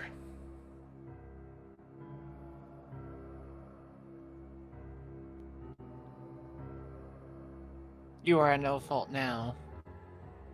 Just take care of what is now. The student in question is being escorted. You will be in charge of contacting those that are next of kin. Yes, Lieutenant. I can do that. But what's to be done with her? 9 Bells will take care of that. They were first to witness the situation, so they are the best witness to be able to report to proper authorities. And depending on the scale, well, sadly, I haven't even had the chance to count it, will be done by our laws. Sir! And he, gives you a bit of a salute before he continues on.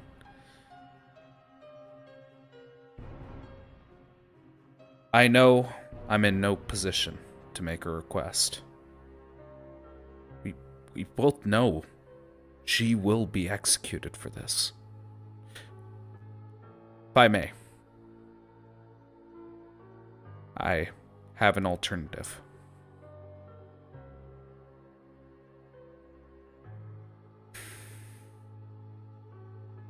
Waiting for permission to speak. Oh, sorry. No, they'll just simply say, go on. Yeah. All right. So,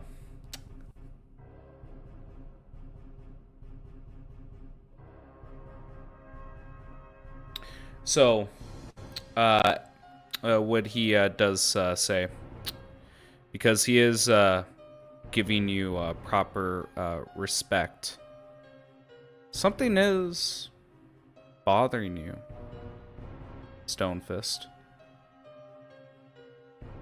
You're a lieutenant. He's a captain. You're not sure whether it's the tension of the situation or just falling back in military order, but he's giving you a little bit too much respect for his position. Just says, I won't be directly in charge of this case, but I would like for everyone to motion for something the Capitol has been developing.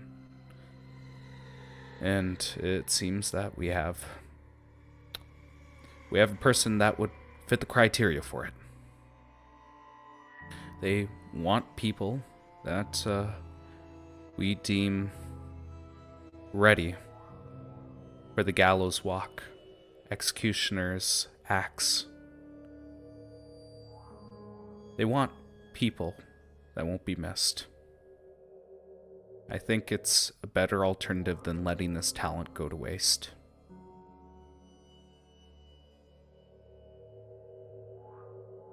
Do you think you could help me with that?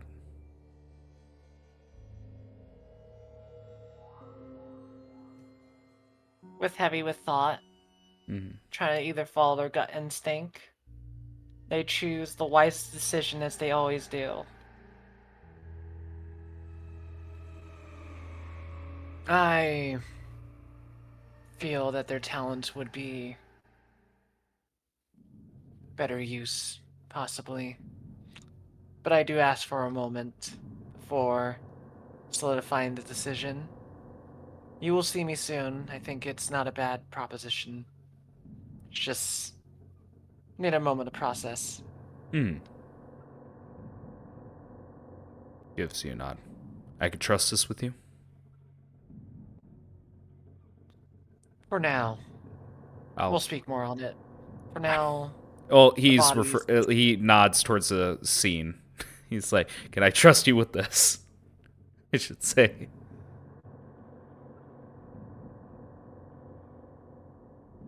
Oh, okay.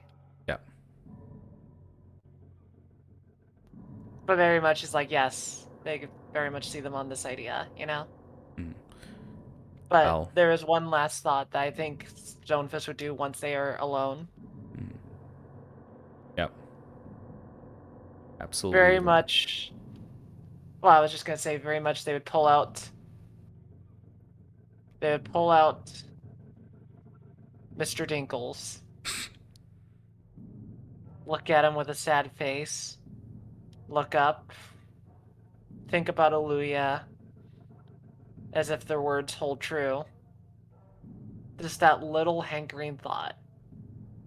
That what they said was true, that it wasn't them. Just simply says as their final note. The oldest guide you. Mm-hmm. Yeah. And I want to say, Oluja, that we know how this plays out. But I want to say in particular, with the end of this day, it's getting towards the night. And we do see a couple dock workers calling it good for the day. Probably both of them having a little bit of a drunken sway to them as they're walking about. And one of them is just making a joke to the other, saying, and that's why I fucked your mom. And he goes, don't be talking about my mother that way. And they go back and forth until one guy pushes the other guy off the dock and he falls into a dinghy, and we hear the snapping and cracking of bones along with the snapping of wood. The man looks down over the dock and goes, you alright? Yeah, I'm fine. It's just, I'm not hurt. And he's raising up his arm, his hand, to get a hand. The other guy pulls him up. And the guy who pulls him up looks at his hand, notices blood. Thought you weren't hurt. I ain't hurt. And he looks down at himself in the lantern light and sees blood stains around his body. What the fuck? And we look down towards the dinghy with a hand missing having the pale skin of a missing ring. See the tarp removed as we see the corpse of the recruiting captain.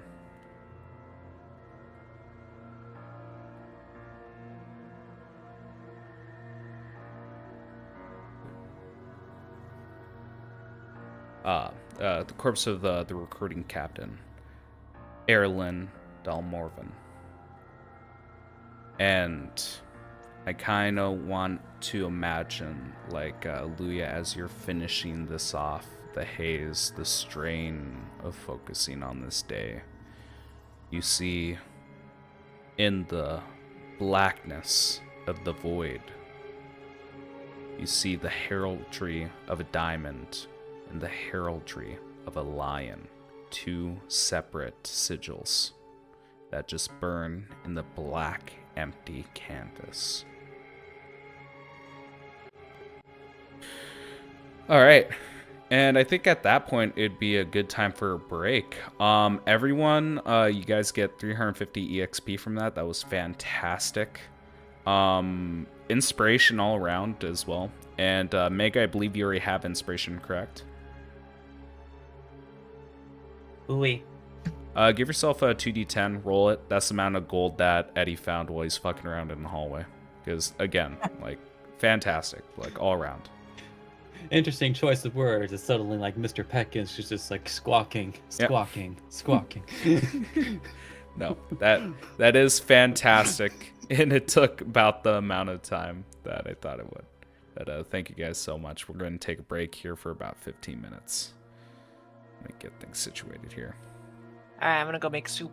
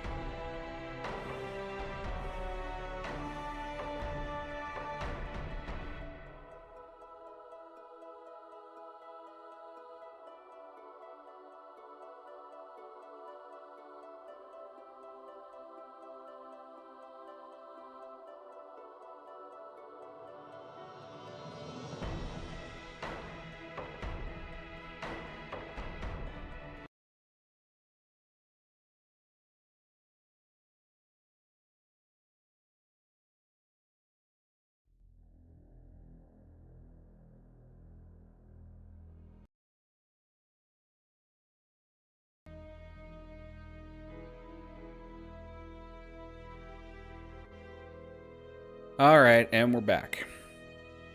Oluja, your vision has finished. You seen a few things outside of what you remember of that day. In particular, it appeared that there was an imposter among the people that you talked to. And you've seen two strange heraldries. Oh, can't speak. Two different sigils of a family. Coat of arms.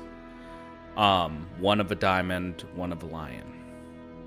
And finally, a list of names with ages and scandals time-stamped in a future date. Your vision returns to you, and it's kind of sad, actually. Like, the memory truly ended with you being walked away by Nine Bells.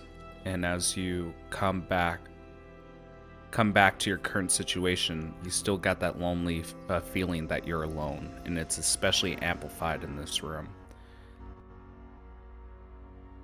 What do you do?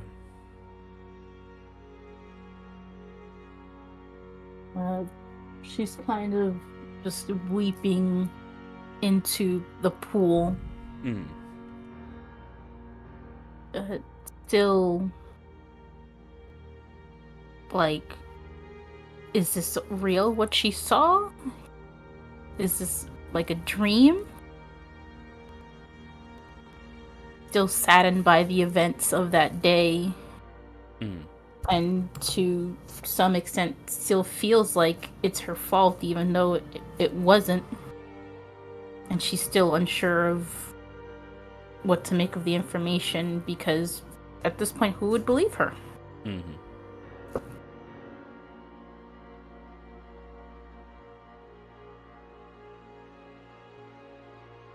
Yeah. And all you have to go by this individual is a ring. Simple ring that you've seen him wear. But it could have just been discarded. It was an emerald ring? A square emerald ring with a black band.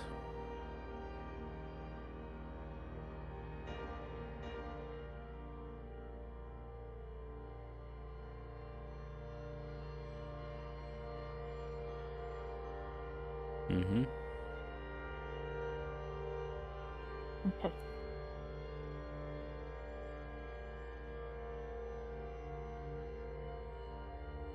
All right. She'll stand up and wipe the tears away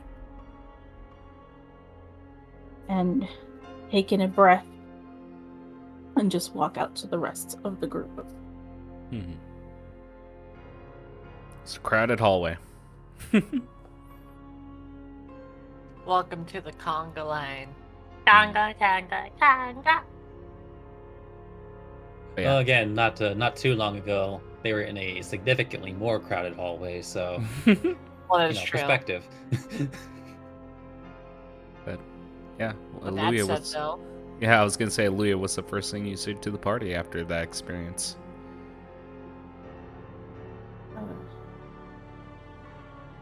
I'm ready to move forward. I don't wish to be here anymore. We can go. You don't want to observe anything else in that room? You're done? Not from her, no. She's she feels defeated and deflated and just wants to move on. Right, Oluja? Not really, but there is nothing I could do about it, even if I tried.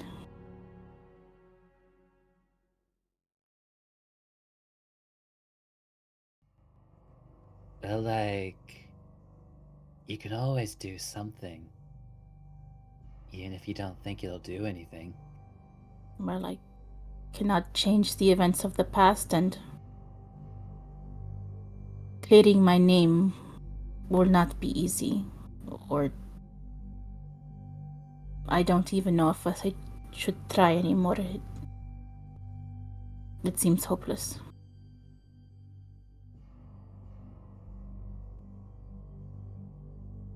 Well, like, you moved, right? I moved? Well, What? like, if you really thought it was hopeless, you'd still be in that room, right? You wouldn't try. But you moved. Yes, I moved, but there is no way to prove those events. Clearly, I am the villain. And to some degree, yes, I am. I don't know. I should have been smarter or more observant or something. No one will believe me. I am what they think I am. Welcome to my world, says Seer. Well, like, have you ever thought that maybe you should do things because you want to do them rather than because you hope people will change how they'll look at you?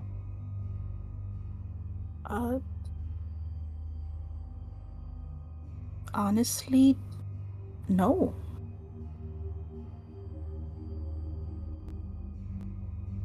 I spent so much time not being this fuck up people think I am, this hazard, you know? I just wanted to get out of that hole. I didn't see it any other way.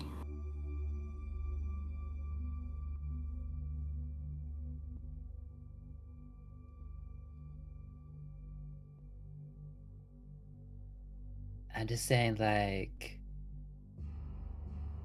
I spent most of my life doing what I wanted because it made me feel good inside, and people always think stuff about me, but, like, that doesn't change me. I just do what I do. Just being a chill dude. And I'm a chill dude for me, not for other people. Do what I want. I feel like doing what I want would get people more hurt if I don't control my magic. But maybe giving away the control will give me actual control, you know?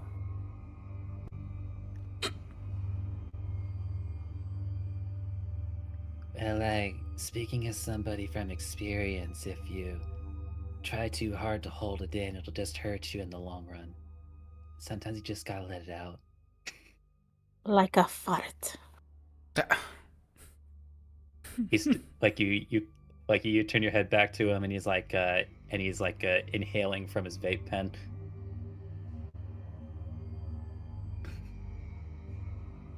Or that, yes. Either way, I like that.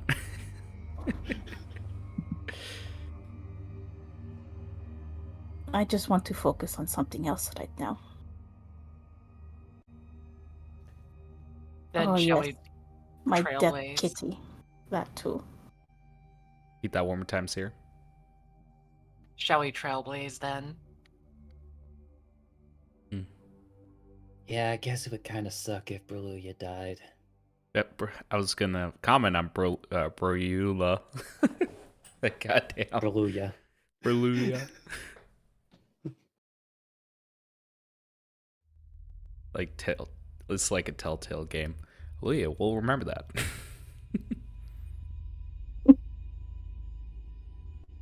Yep. Peckin squawks when you walk past him, Seer, and then like he much like a man in a business suit, like ironing out the wrinkles in his suit. Like we see Peckins smoothing over his feathers. Well, is that it, you dumb bird? You hear him say. Useful to one, but not very much in there. gives a For nod. now, I think it's better that we keep moving forward. For we don't know what threats are ahead of us. Or like, if nothing else, we can just keep looking for better vibes. All There right. was something I saw that I would like to explore. Mhm. So, you ready? Yeah. Just to clarify, you guys have 3 rooms to explore in this section if you guys so desire. Well, I should say 4. I want to go to the room with the footprints. Yeah. Okay. Going in or going out? Going out. So Mm. I'll move right here. Okay.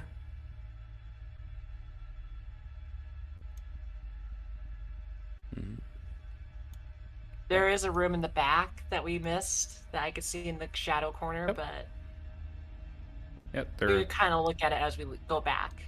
Yep, there's 3 rooms here. Peckins looks visibly scared as you follow the footsteps. What does the party do?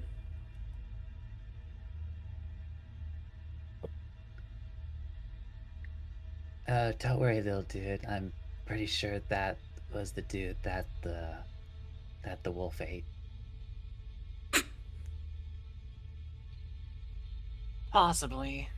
But you never know to be careful to investigate. Mhm. Seer presses on forward. Okay, go for it. All right. So as you're going down, Seer, um, everyone but Seer can move a little bit more forward if they want. If they like this position, it's fine. All right. I've got people in front of me, so. So you mean like I go right here and we'll be good? Yeah, that's perfectly fine. But I'll explain things as we go along. All right, that seems good enough for me. All right, so as you're going down here, you're going down the hallway, and you are following where the footsteps came from. And as you look to your right, down the hallway, you see an archive. You see an archive of books, with one book in particular opened up with a chalk sigil around on a wooden table with a book on top. It seems like this was a private research a private research archive. To your left, at the very end of the hallway, is a door much like the one you went through before. What do you do? Oluja, while I investigate this door, would you take a care to look at the book that I saw in this corner? Sure, no problem. Okay. We're in a. What room are we in? What's it called? The archive? Or There we go. Yep. Okay. Yeah, if you want to head down there, I can tell you a little bit about the room.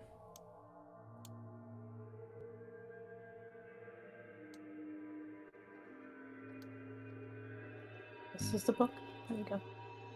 Give me an investigation check. I'm stuck. Can you move me?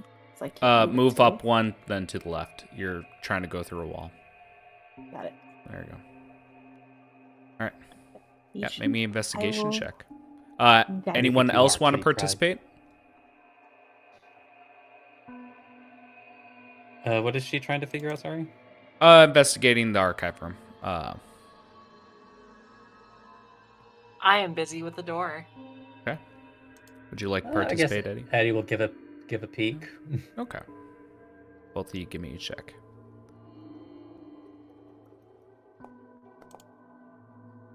God, I rolled another 5, but here's my my guidance. And guidance. All right. 7. Sounds good to me. All right. Let me see it, Eddie. Oof. We're great guys. Yeah. All right. As you're investigating along with a 7 and 7, you're looking at the books, and you're looking towards the table, The book itself seems to have moving letters. It seems to have some sort of magical enchantment on it. You can't really gather much from the book itself, but looking towards the bookshelves, you see something strange. The organization of the books just don't. It doesn't have a system. It's weird. Because it's not going by author name, it's not going by title name. It's strange, but I can't give you much more than that. Okay. But you do see, although both bookshelves are completely filled with books and tomes, you see one empty space. Okay. Incidentally, do any of the book covers like look different from well, not the book covers, but like the book spines look different from each other? Funny you Or mentioned that. Yeah, funny that you mentioned that. All the book spines seem to be uniform with a rectangular shape. There doesn't seem much variety like it is meant to be there. In fact, it is a little strange since you get the vibe, even with the load check, I can tell you, like, this is a room to record experiments.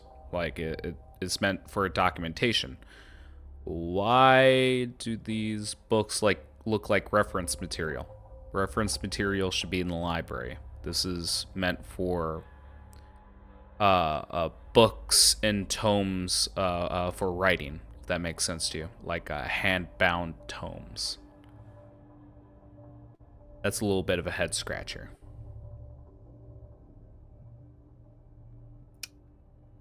I think Eddie would actually take one of the books out and like flip through it just to see, possibly in confirmation, if these are reference books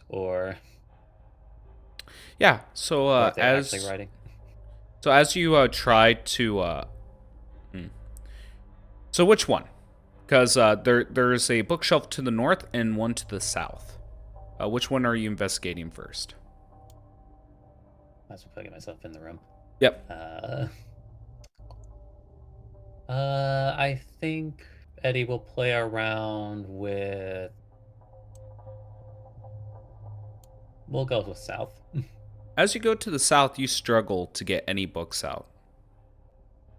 They seem like they're fixed in place.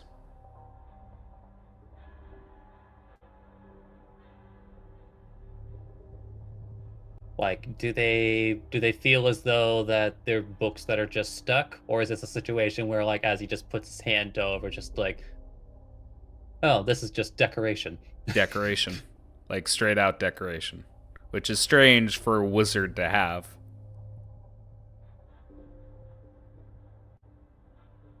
Hey, Oluja, Yes. what do you think the over/under is that this bookcase opens up? Why? Are the books weird or something? Well, like, you know how, like, this whole place is given the vibe of, ooh, I'm gonna do some experimenting.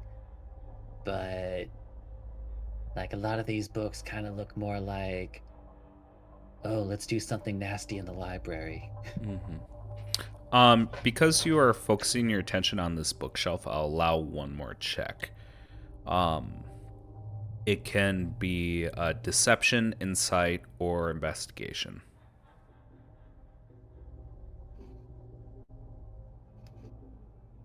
It's perception, insight, or investigation. Deception. Oh, Insight. deception. Yeah, deception.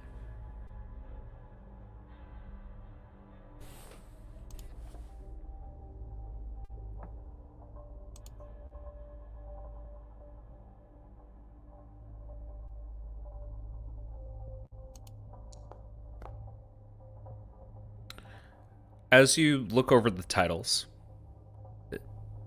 something clicks. As it's not organized by the title or the author, but reading the first letter off of each title reads out, "The world awakens, new days begun, behold the rising, and there is nothing left."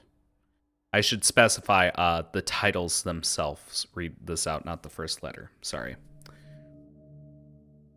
Oh, so like the first word of each book. Yeah, the first word. So it'd be, "The world awakens, new days begun, behold the rising, and there is nothing but an empty space." Hey, Bruluya, is there a book in here that begins with the word sun? Can I see the book in front of me if it does? What book in front? Oh, the book in front of you on the table? Yeah. Looking through that book and all the books in here, you don't see a title that reads out sun, strangely enough.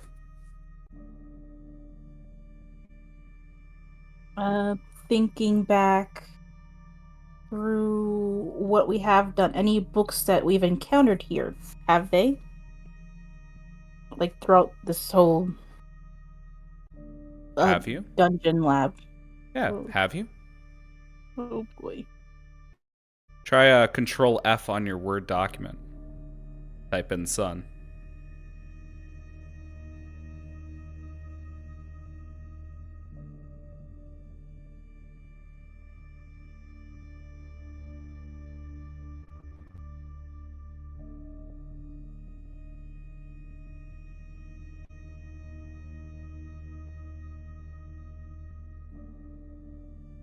Oh boy.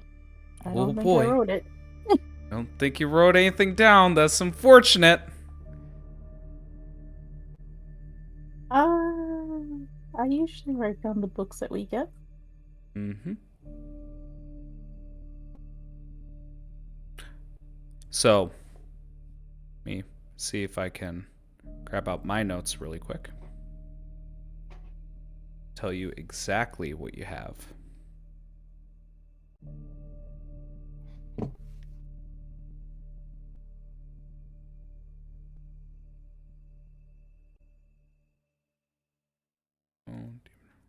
You know, I always did think that Bruluya had syphilis. I just didn't want to say anything. Oh, is it the Diary of Sun Yi?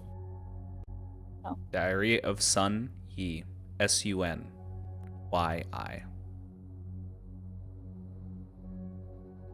Alright. I think Seer actually has that book on her. Mm-hmm.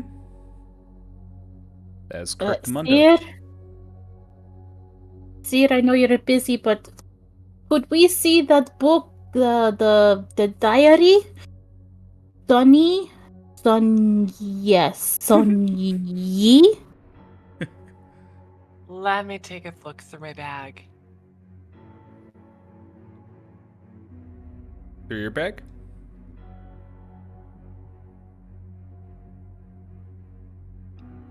Hmm.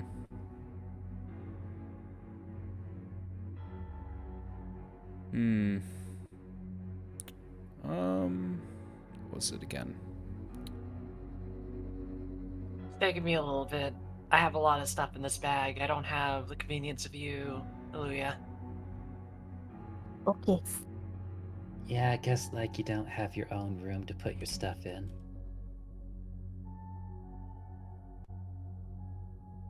Oh, here we are. Eddie just casually reminding the party, it just like carries his room everywhere. I will walk into the room Mm-hmm. holding the book.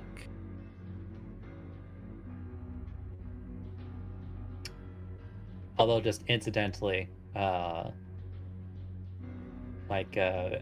I'm presuming like the book spine is presented, like do the words perfectly line up on the bookcase? It does. The only difference is, while everything seems decorative and blocky, rectangular, this seems like it's hand bound, but it seems like it'd fit perfectly in place. I mean, more importantly, it's like if he puts it in the normal way, it's like is the is the word out of place or just No, right. but what is weird is if you try to put it in, it seems kind of backwards. Yeah, he's Like, just gonna put it upside down. yeah. Once you put it upside down, it kind of fits in place. It just seems a little odd, but yes, when you do put it in upside down, you hear a faint click, and a previously hidden staircase is now revealed behind the bookcase. All right.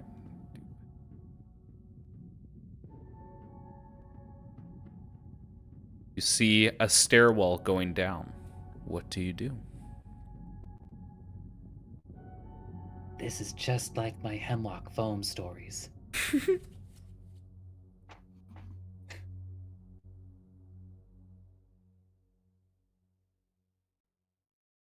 All right. Do you guys descend the staircase? Oh, little dude, what was up with the other door? Yeah, what was your Hmm. intention? I was gonna open and look in the room, but very much Seor to be like, I was just making sure I didn't have any traps. Yeah. I'm a little bit frazzled by the fact that I keep walking in them. Yeah, you open it up, close it, you hear the hissing. That sounds like a sanitizer spray that you're familiar with. You remember the effects.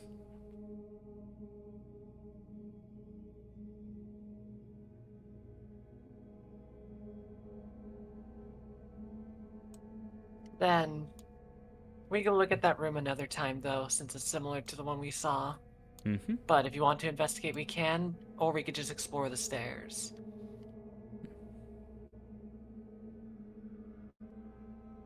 Well, we're here, so maybe the stairs.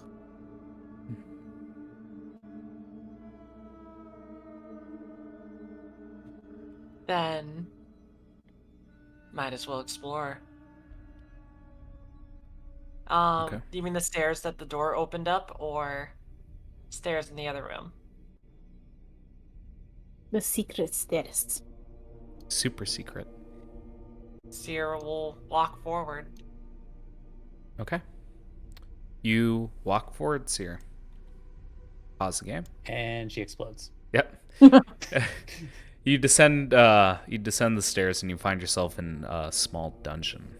In the center of this room, you see a single cell.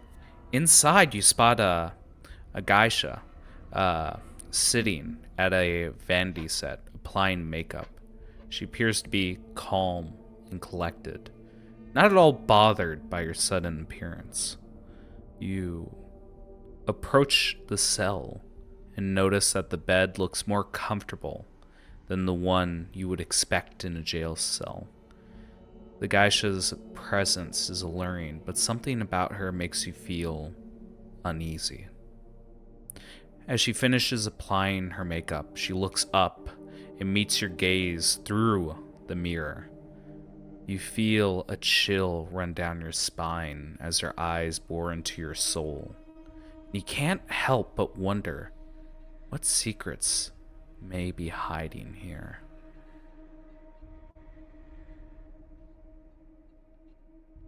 I will say to the group, seems like we found possibly a friend. I don't feel any illness from them.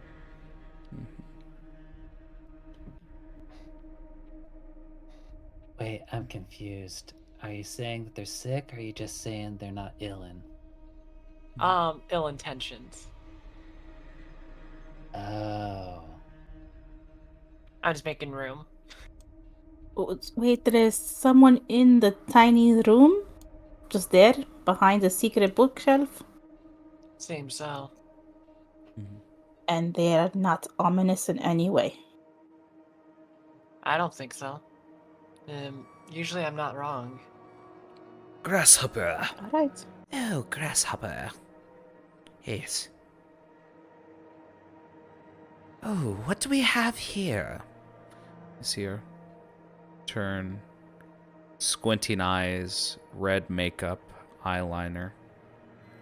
My, what scrumptious dumplings walked into my room? You see her stand up, give a slight bow. She walks away from her Vandy's set. Who do I owe the pleasure of this visit?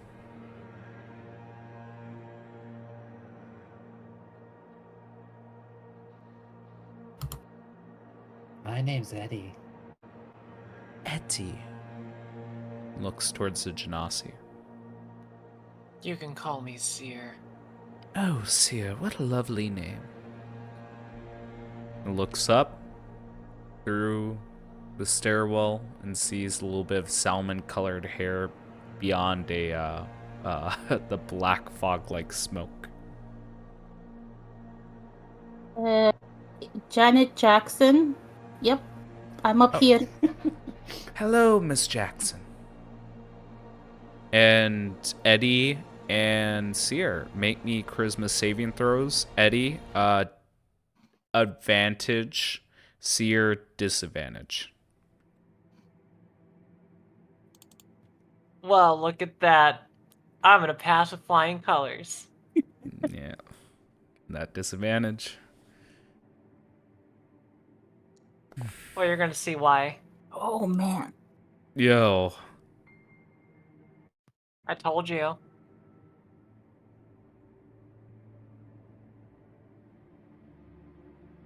That is a natural one. Thank you very much.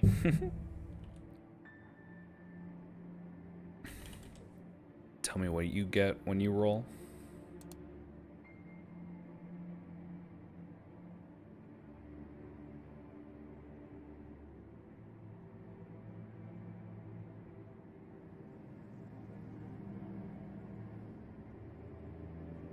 Okay, I think I have to do this first.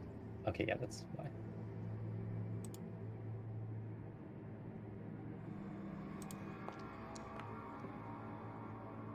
Okay. Yeah. With 17, yes, you do pass. Let me describe what happened here. Eddie, as you're looking at this woman, she's nothing fantastic. Honestly, not your type. Yeah. No. Like, it is striking out on everything that you have in your mind towards someone you'd like to get together with and chill. Romantically. Seer. Wow. Oh my god, this is a big fish. She is absolutely gorgeous. You find it funny how she adjusts her hair, makes you smile, makes you blush. In fact, this would probably be one of the few times where you stop me if I go too far, but this would be one of those occasions where your heart's fluttering and you want to look at her, look her in her eyes. I am a-okay with that because I would find it more funny for Eddie and Oluja to just see basically Seer acting very much like a schoolgirl to just suddenly saw, you know, that big attractive hottie that around you're just like, oh, flutters, and it's like, oh god. What happened to Seer? They don't usually act like this. Yeah. Oh. What happened to Gungra?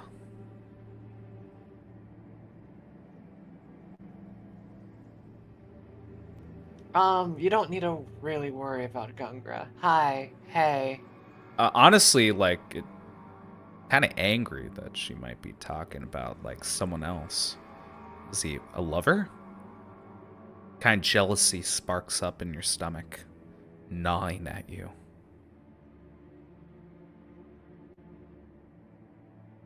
Let me be honest, Gungra, you don't need to worry about them, but what are you doing down here? Are you just enjoying the lavish life down here?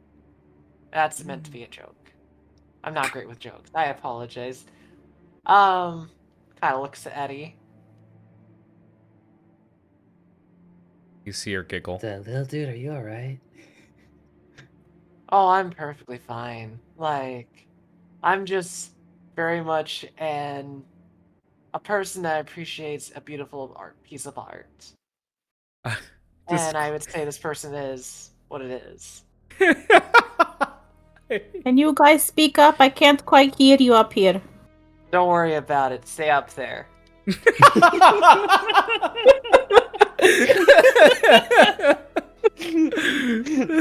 Plank, stay out of this third wheel. Doesn't want the competition.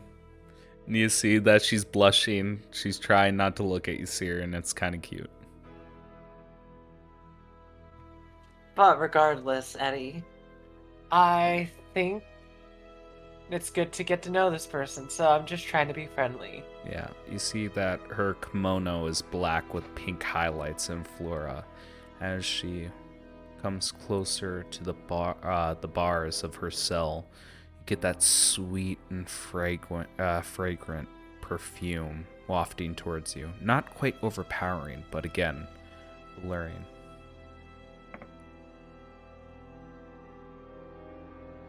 Yes. I haven't seen him in a long time. I thought he forgot about me. And you see her looking away. Yes. But it's nice to see people again. I've been locked down here for so long because of that mean wizard. Maybe tell me that wizard's name for future references, Oh. so I could take care of things later. But not to interrupt. Go on. His name's Owen. He's a mean old man.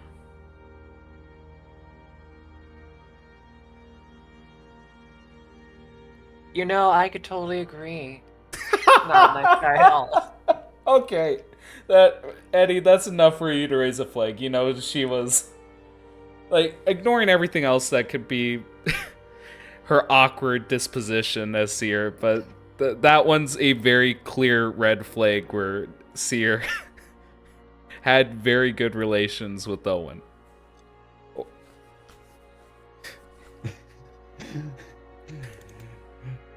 It's like Eddie raising, well, I hesitate to say eyebrow because he doesn't have those, but raises an eye ridge.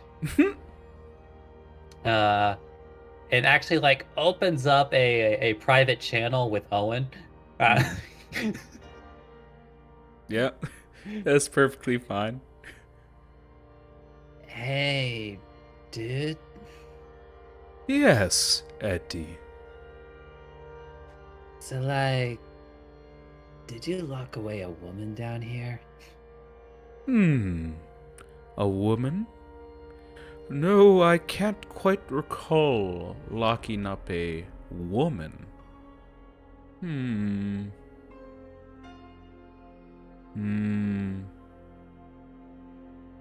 Like, we opened up a bookcase. Sorry about that. Oh. Yes. Sun Yi. I Oh, so that remember. was her name. I didn't want to assume, but... Yes, it is. Oh, do be careful talking to her. She has a way with words. She's a demon, you know. And you just see her giggling as she's talking to Seer, who's swooning over her. You know, I do like purple, pink, and the black god over here. Kind of enjoying the vibe, so... Oh no, she's talking about vibes. Careful. She is a succubus. Oh, you know what? That makes sense.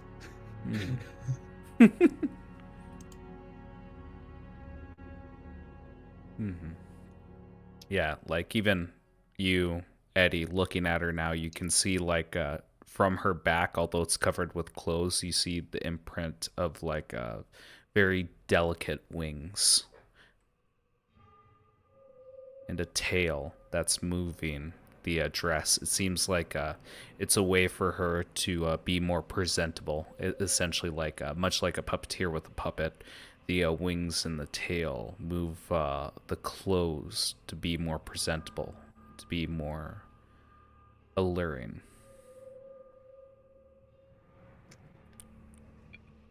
What? So, like, can I ask why you have a succubus? Is this, like, your thing? Oh, no, no, no. It's for knowledge. Yes. You see, I was crossbreeding animals, and I was trying to get the perfect breed, but I didn't know what species could mingle and whatnot. After hitting a brick wall, I decided to seek help.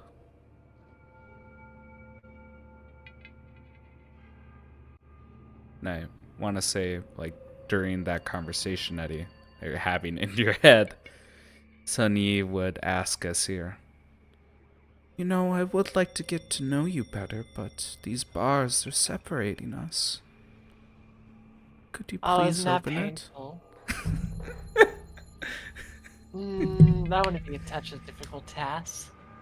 Although, embarrassing to say, I do like a bit of chain and bars. I feel like I'm missing a lot of information. You told me to stay up, but you're down there for a while. Can I go down yet? Shush, you're bothering my vibe.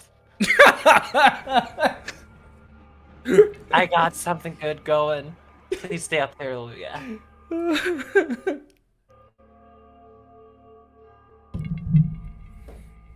I think you mean Janet Jackson.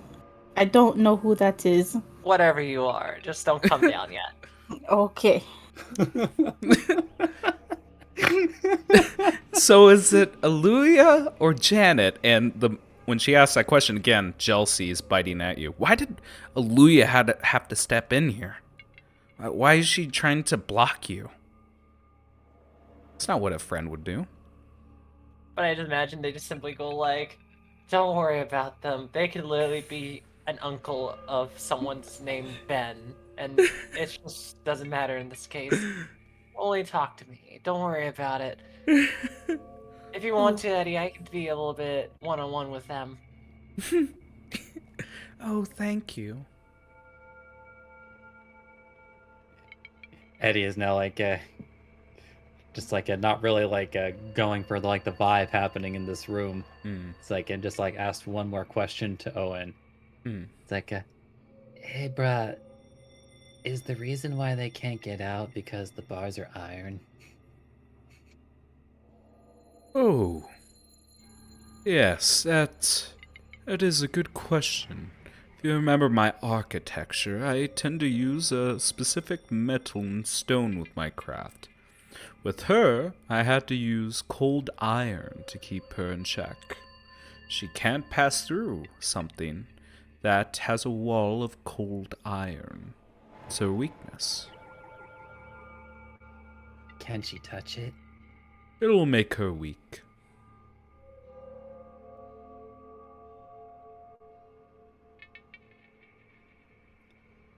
You know, the more I look at you, my knees get weaker.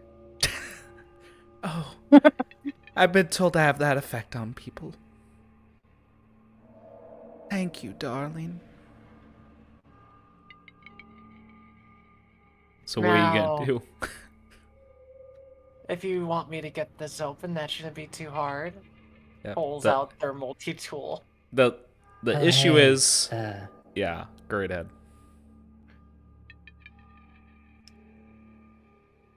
Hey, just real quick.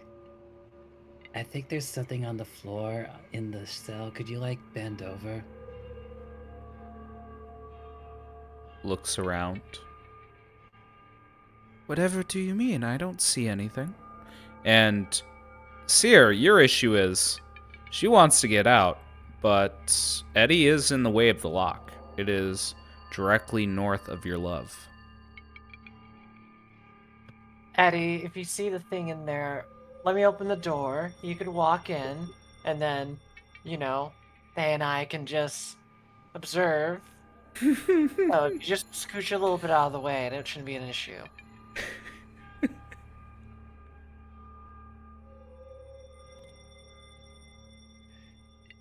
But I kind of like where I'm standing.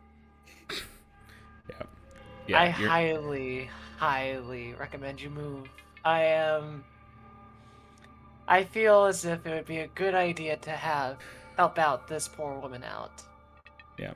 And Eddie, you are not oblivious to it. You know exactly what you're doing. The lock is right in front of you, and her eyes are dead set on it.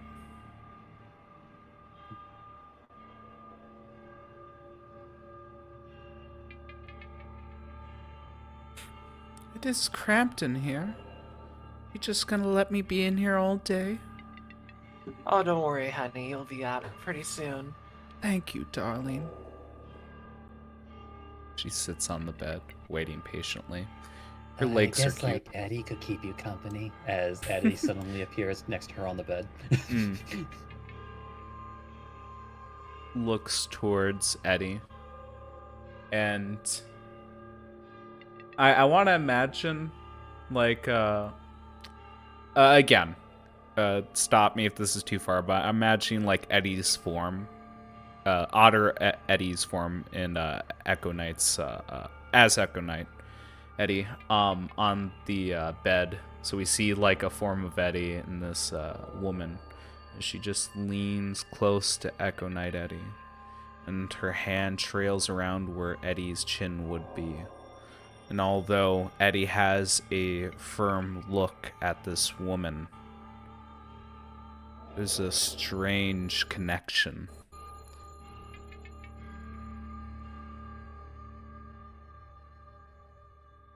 Oh dear. I haven't seen you in so long. Just keeps basically touching Eddie, although never making true contact, given that he's a fucking cloud of smoke.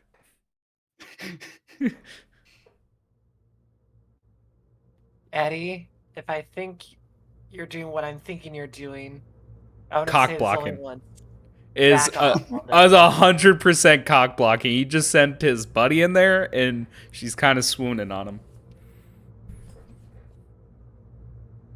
You're kind of getting in my way of being able to achieve, I would say, one of the closest greatnesses I can experience. Oh. Fucking hell. Oh, hey, Janet Jackson. Maybe you should come down and meet this person. No, no. All right. Okay. Well, No, Smokey Eddie went in, so I'm going in too. Yes, Janet Jackson is gonna go down. Yeah. Okay, I'm going now. You don't need to. I And got she's this under just control. Eddie, move. down the steps. Oh, who's this lovely dumpling? And again, Sierra, it feels like someone just shoved a hot knife into your stomach. Sears in shock, clutching their chest. Are you staying on the steps, or are you going to the open area in this room? I can't. I can see her from here, Yep. Yes, you can. so I'm gonna stay. Yep. No saves, no nothing. Can you guys RP for just one moment? I'll be right back. What's the problem here? Eddie's getting in the way of something that I really want to have. Is it like a book or something? No, don't. We're not playing this game. Very much, Eddie. I found someone that can appreciate me greatly. And I definitely don't want to miss this opportunity. They ruining it for me, Eddie. I'm sorry. Are you talking about her? Who else am I talking about except this beautiful goddess in front of me? But regardless, still, you're in my way. Now, Eddie, scooch. Let me through. I mean, her? Actually, Really? I think you could do better, but you know, the heart wants what it wants. Did you really just say that? I did. The words came out. It kinda is freeing, doing what I want and saying what I want. Oh, You can that's do so better, hurtful. Sierra. I feel like that this is not better than I could do. Usually things that I am connected to tend to burn away. This is a passion I haven't felt since the last time I was alive. But regardless, looks to Eddie. Eddie, move. I think like I'm gonna take a smoke break right here. You're gonna take a smoke break. I'm sensing But more hostility. accurately, he's going to start He's going to start puffing and puffing and puffing, and the entire room starts to fill with smoke as he casts Fog Cloud. I can't breathe. I'll help you out. Eddie, where the hell are you? I'm gonna knock the spell out of your head. Yeah, no need to place it. The entire room is filled with smoke. And you just hear coughing from inside of the cell.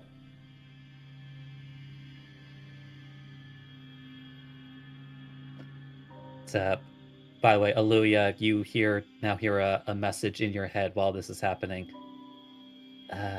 Oluja, like, this is totally a succubus, and I think they've totally charmed the little dude.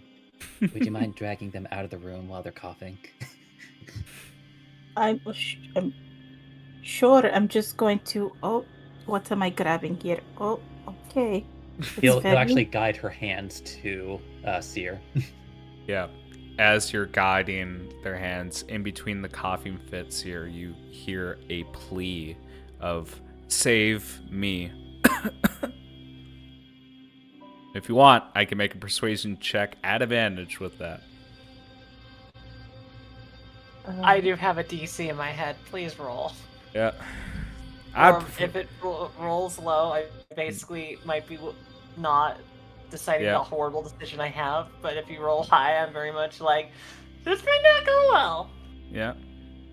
Don't worry. She'll roll low. She doesn't have a good charisma or proficiencies. That's a 2. That's a 10.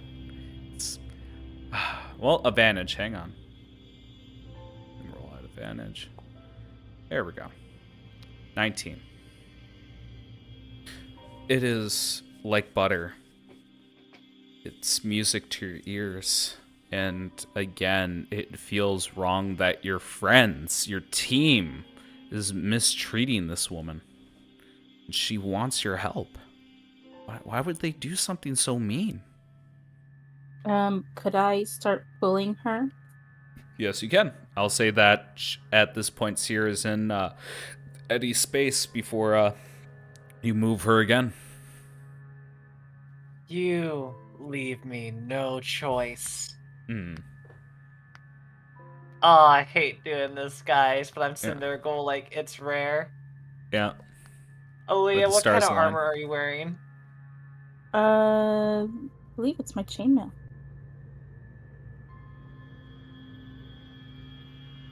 Sorry to say this, but Shocking grasp. no. They're gonna get toasty. Yeah.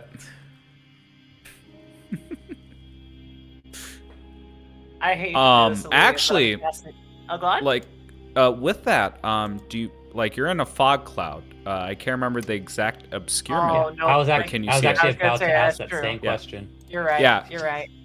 Don't worry, I'm learning. Yeah, that's the issue. Is your friend kind of fucked you on that one, that avenue as well. If you have any spells that go by touch without needing to see a target, then that would be applicable, or else you're gonna be dragged away from the love of your life. Yeah, most spells rely on sight. That's why I cast it. Yep. You're good. I have a solution of my problems. Flame Blade. Flame blade? Flame Blade! What the fuck? Let me see it. I've never seen you cast it before. She's saving it just to kill Oluja. Yeah, apparently.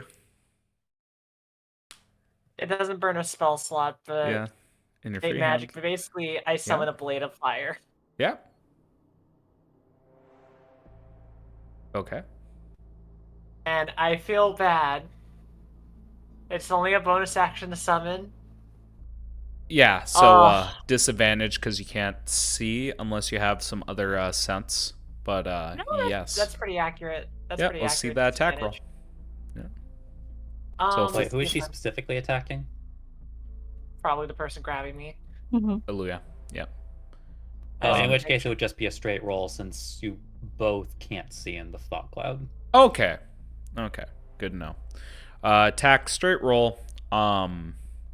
And flavor this up for me. 7. 17.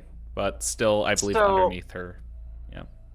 We're gonna find out, but Oluja, very much when you start grabbing them, in the fog, it seems as if water starts to just kind of steam off. You don't see it coming until the last moment, but suddenly, maybe if you grab Seer by the arm or whatever, I don't know where you're grabbing Seer. Basically, you just see this thing fly towards your face, and what's your AC, Oluja? 18. Then you basically just see this thing glance past your face, and she just takes a swing at you with the flame blade. One of the rare moments where Seer becomes violent. What is going on? Look, I don't know what's happening, but we're going to get Unhand- out of this room. No, I'm not letting go. We are going to go out. I will. Do I need it? I gotta check.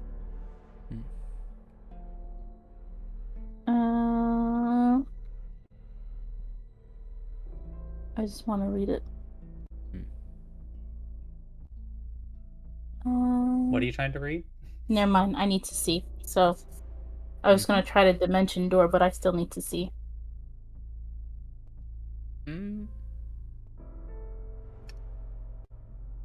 I mean, you have a significantly better strength check than you used to as of the last long rest, so...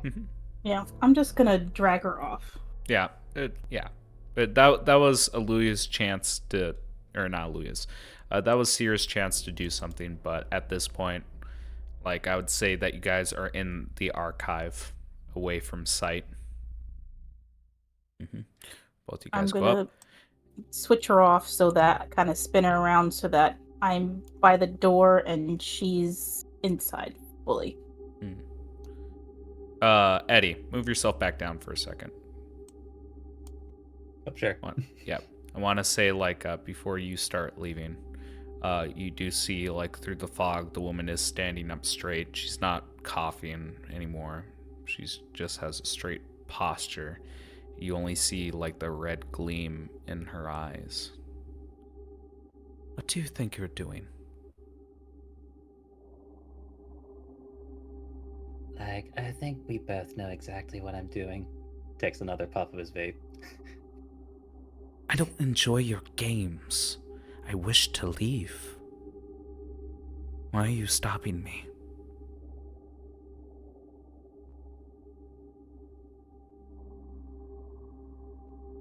It's like, gives another puff. Just like... I like for all my friends to do the stuff they want to do, not because they have to.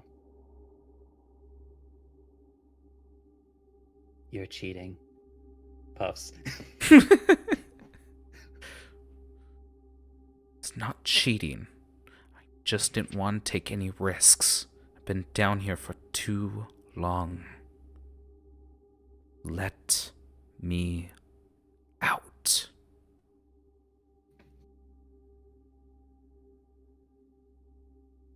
You're just not giving off a chill vibe. I will skin you.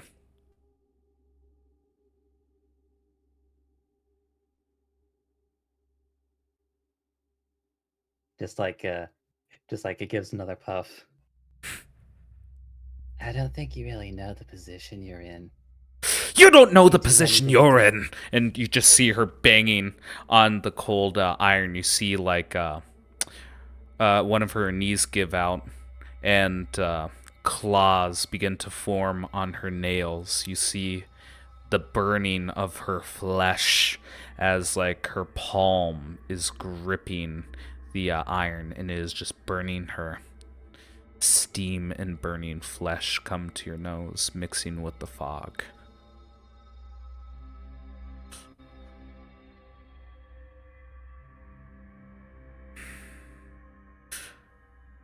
I'd be careful what you're doing there. As he just, I'm not sure if she can actually can properly see or not, but just like gestures behind her as like the glowing eyes of Eddie in the background. Just Let's see. like, I'm a pretty chill dude, but Eddie's not. Yeah. It does not appear that that she can see through this fog, as she's not staring directly at you. I know of him, and I know of your ilk. I am no fool. And you know that you're saying and doing all the wrong things to get me to do what you want me to do.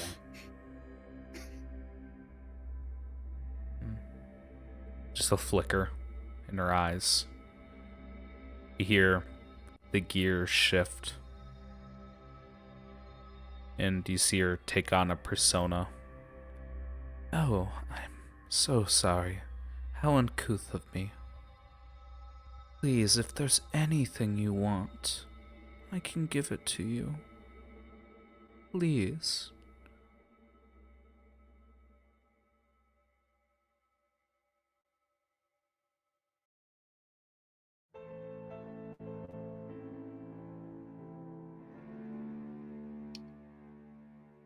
It's not actually really paying much attention to what she's saying or what they're saying, since the implication it's like something more in between. It's like going back to his conversation with Owen. Hey, dude. What would happen if this one was let out?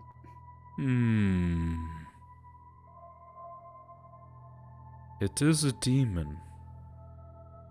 If you let the demon out, most likely she would find herself within a city or a village, drinking away at the essence of men and elves. She would feed like a vampire, but not have the restraint of one.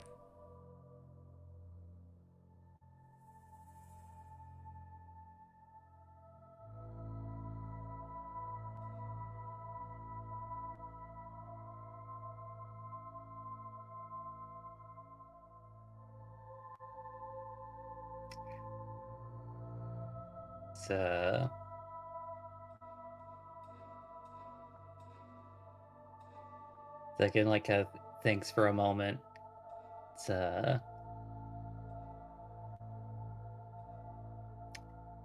Before Eddie responds to what she says.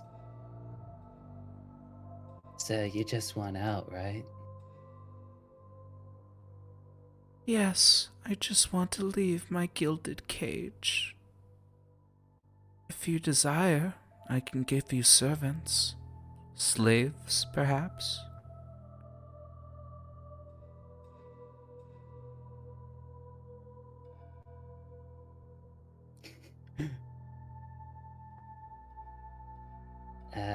Sorry, bruh, but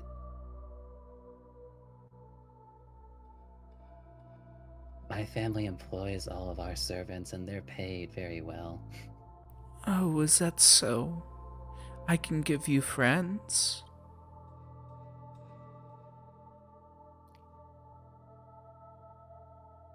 I have all the friends I could ever want, and more. Could never have enough.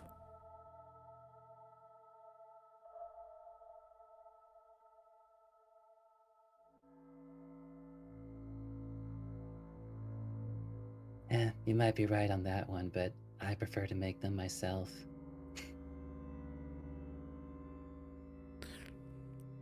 Money, but you know what? Fame, power, I can give it to you. Just open my cage.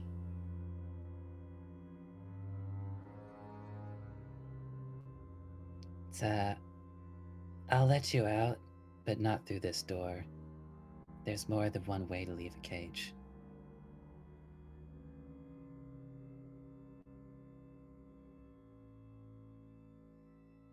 What does Eddie do as her eyes begin to widen? It's Eddie's going to turn around, start walking out, and the smoke behind him starts to build up even more as however many Eddie blasts are necessary to eliminate an incubus. Yeah. She's trapped in a cage, she can't do anything, and can't even see the attacks coming, so. Yeah. So, Seer, you hear screaming within your head as Eddie walks up, and the smoke coming out of the chamber, the stairwell, begins to billow, and you smell flesh. And you hear the woman not just screaming at you mentally, Seer, because I need to stress that. You feel telepathic bond between you and this woman. But Eddie, you hear this woman cursing you as she takes each blast, just saying, "Damn you, Otter! I'll have my revenge! I'll find you! I'll find you!" And we just see the blasts again and again and again. Flower petals begin to spread, and once you take a closer look at the flower petals, it's hunks of flesh and hair being blown out from this woman till there's nothing but ash. I mean, I will say, I don't think Sierra would stand there doing nothing, though. What would you do during this time? If you guys want to act as a wall, we can say she's in the middle of being killed halfway down her health bar. What do you do, Seer? Well, while I was fighting with Oluja, I probably Mhm. would have to do a handy spell that I love. And this would really suck for me, because very much, if I can't get past them by combat, I very much will cast the next spell I have. Kinetic Jaunts. Kinetic Jaunt, alright. So you're not going to proc an attack of opportunity. I believe, do you get an added movement as well? I also can go through creature spaces. Okay. Okay. That's what makes it terrifying. So basically, I'm gonna possibly get shot to death by Eddie. Okay. So let me demonstrate, because there is an opening. This isn't like a door you can close, referring to the bookshelf. Eddie, I allowed you a lot with this, since you have her in a very situated spot where you could damage her without getting attacked back. But I still would like to see how this plays out. We're going to say that she has half health from all the Eddie blasts that you put onto her so far. Seer, you're casting Connect Jaunt, and you're trying to move past them, flavor it up. Tell me what you're doing. So Aaliyah's gonna see it first, where basically you just see Seer just grab a few of these bottles, and they just smash them on. They throw them to the ground and smash them with their feet, and you just start seeing these boots just start waving back and forth at high speeds. And then suddenly she just jumps, and you're expecting like you're gonna block her, and then she goes right through you like a ghost. Okay. The casting time for that, or was it a one action or a bonus action spell? It is a bonus action. What do you do and with I your have action? to drop my flint. Well, what I do best, fucking block Eddie. Okay. Use How my are you entire doing that? action. Let's see. Because just to specify, and correct me if I'm wrong, Eddie, I assume you're making blasts through Echo-Knight Eddie, which is behind the bars right now. It's not really like in like attacking like a through like a Echo Knight Eddie, but again, it's more like just always how like I've done it to where like any attack that comes from Eddie is actually coming from Eddie. Again, you're welcome. Yeah, there you go. But yeah. I would say if I'm allowed to specifically interact in a specific way, it's like if, especially since Eddie can still see Seer coming, and she still can't actually see how see what she's doing. Yep. I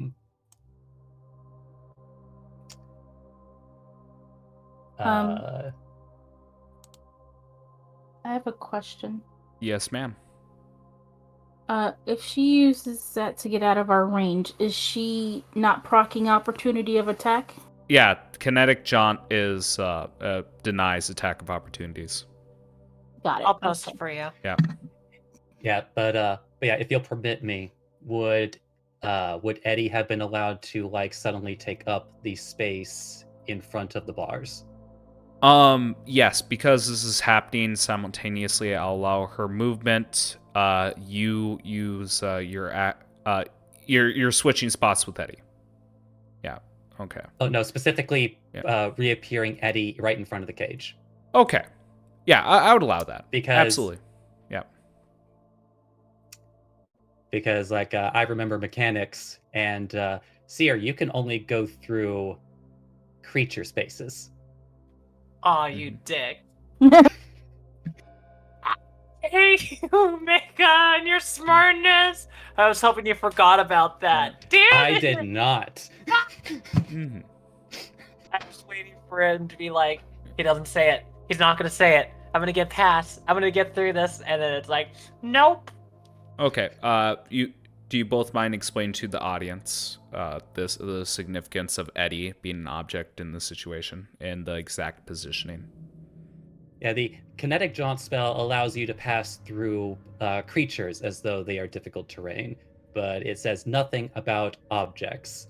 And so with Eddie being an object and specifically being big enough to block the doorway, no matter what she does, she cannot pass through Eddie's space to get to the cage of the gilded woman, or the gilded cage of the incubus or succubus.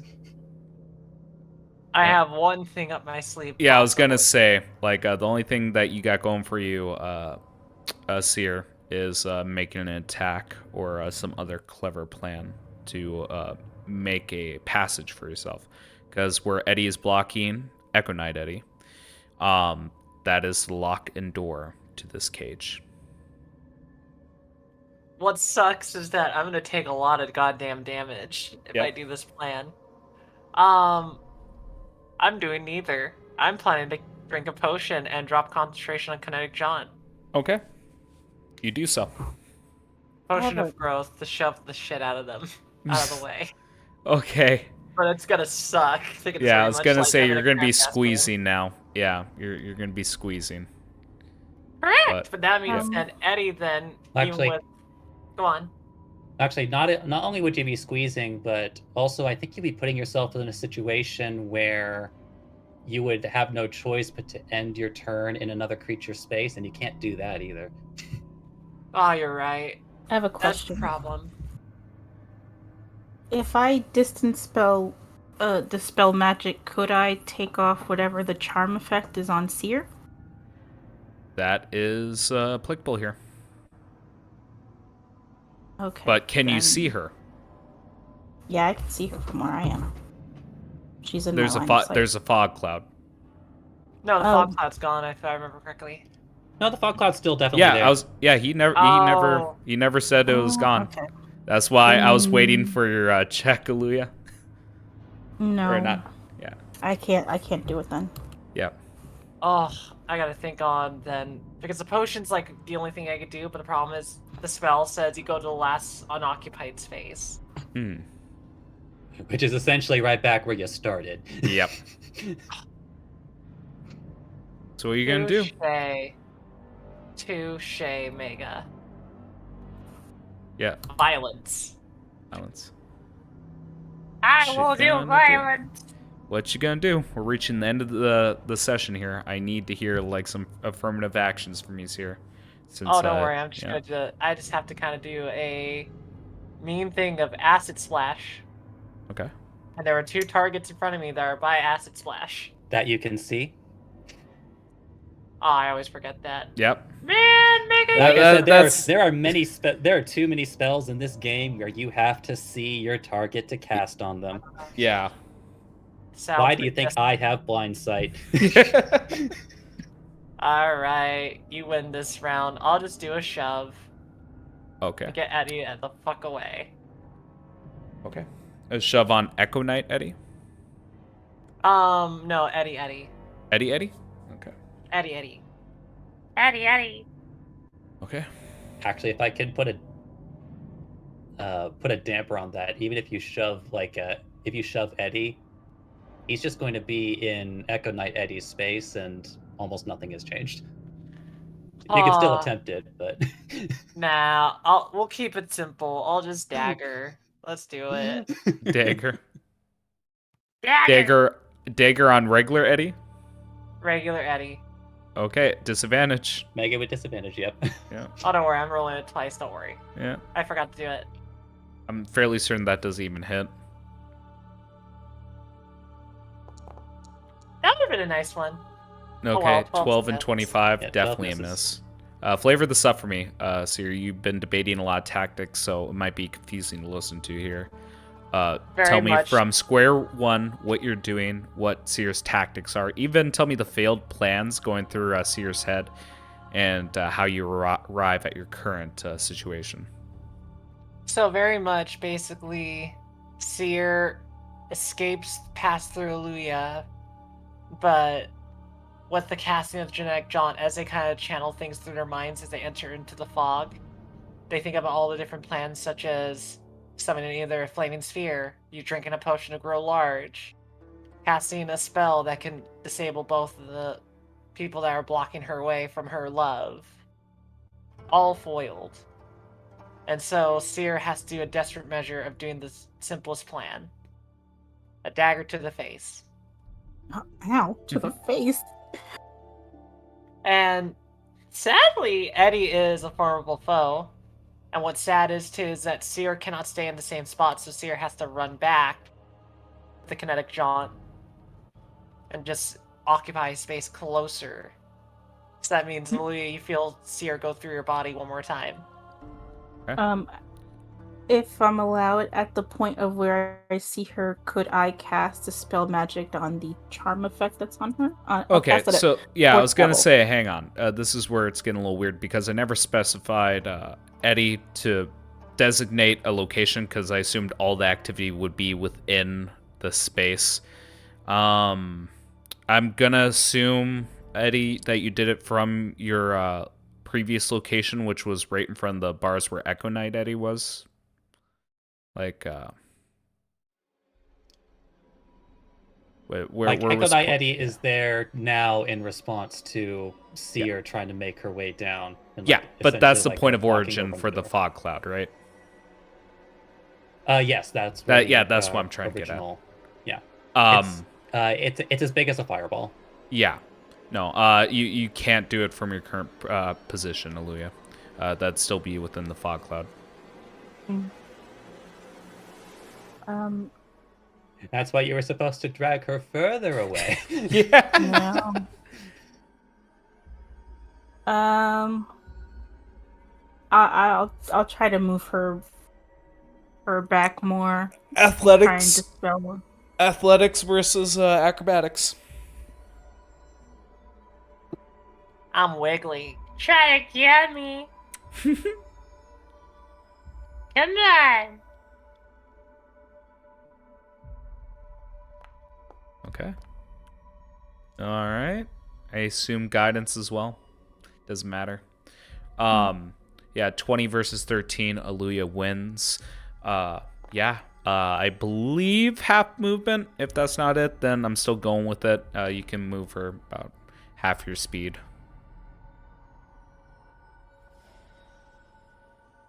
I went too far. Mistakes were made. Mistakes. Hang on. Oh, where the fuck do you... Yeah, okay, I see. Yep. I can only go here. Yep, so 5, 10, 15 sounds correct. Move one. Well, it's an ally space, so it doesn't matter. All right. Yeah, so you move past Peckins, who's watching with open eyes, like, what the fuck are you guys doing? Eddie, I'm gonna say, yeah, because we had Oluja. Yep. Okay, Eddie, I'm gonna assume you're gonna focus fire. You're gonna get her. The smoke is still very dangerous as like a series of blasts. So just continue to keep going at the succubus. Yep. Animate this for me. She's not gonna die just yet, but she's gonna be at a quarter. I'm gonna say after this. Yeah, just no need roll. Yeah, just like inside the smoke, just like possibly even like usually like moving around in her cage trying to get away, like like suddenly like from nowhere inside the smoke, just like a blast through and like like maybe like the first goes through her shoulder and starts disintegrating that part, and then like another one like like blast by her thigh and starts disintegrating there. It's just becoming this very uh acrid, and as you said, like flesh burning fleshy smell starts like filling the room as Ah! Eddie is going to town on this woman, while Eddie is just like looking behind, like looking the other direction toward up the stairway, like vaping, waiting for it to be done. All right, Eddie, that's what you do. You're still gonna have your movement, but I'm just gonna move on for a second. Seer, it's gonna be all you. I'm gonna tell you right now, if we get back to Eddie one more time, it's over. If you want to get out of the situation you're in, you're currently grappled, being pulled around. If you want to get out, you're gonna have to make an acrobatics versus her athletics, unless you have any kind of bullshit. It's just that I'm burning so many spell slots. But Do it! The thing is, if I'm irrational, I have to burn spell slots. Yeah. Yeah, I mean, wouldn't you do the same if Eddie was in that situation? Or Oluja? Maybe. Yeah. I'm joking. Yeah, Probably. I mean, to be fair, you've only burned one level 2 spell slot. I burned all the my other thing that second you burned levels. was a racial feature. Well, the thing is, I burned all my second levels, and thing is, depending on how it is, I might burn another second level spell. Don't worry, you'll have a long rest eventually. Next year. What was the... Oh, that's right, you did cast Road Trip. Yeah. Yep. I forgot about that. Mm-hmm. What are you gonna do? I think I'll keep my kinetic jaunt. Okay, that's fine. We got a little wishy-washy with all the tactics. I'm gonna still say that you have it on because I don't. Is that a concentration spell? I don't believe so, but not applicable. It's concentration. Yeah, no, just want to keep that in mind. Because all the plans, but yep. I'll do something else. Oluja? Yeah. You're gonna feel hot. Okay. There you go. Burning hands you. Yep. 5, 10, 15. Let me see that damn template. So I actually have something to reference here. Hang on. I put it down. It's fine. Okay, close enough. So you should be able to rotate it, but basically I'm shooting Oluja with a bunch of fire. Yeah.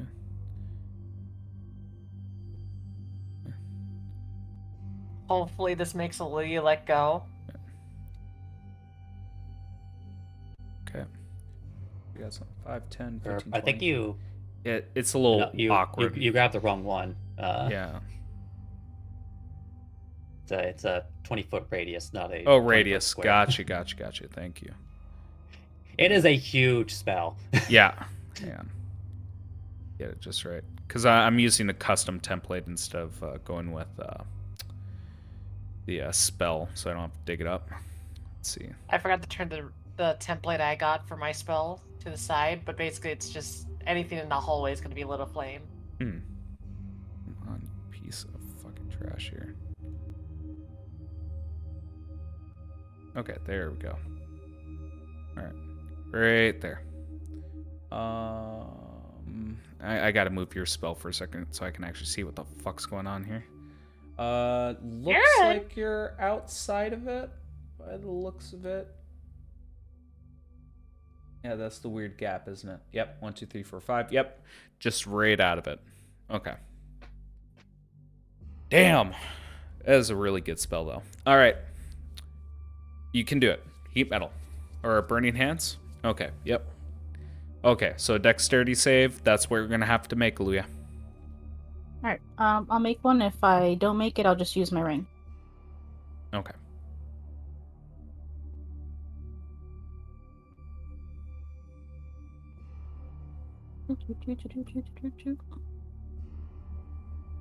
Damn good ring.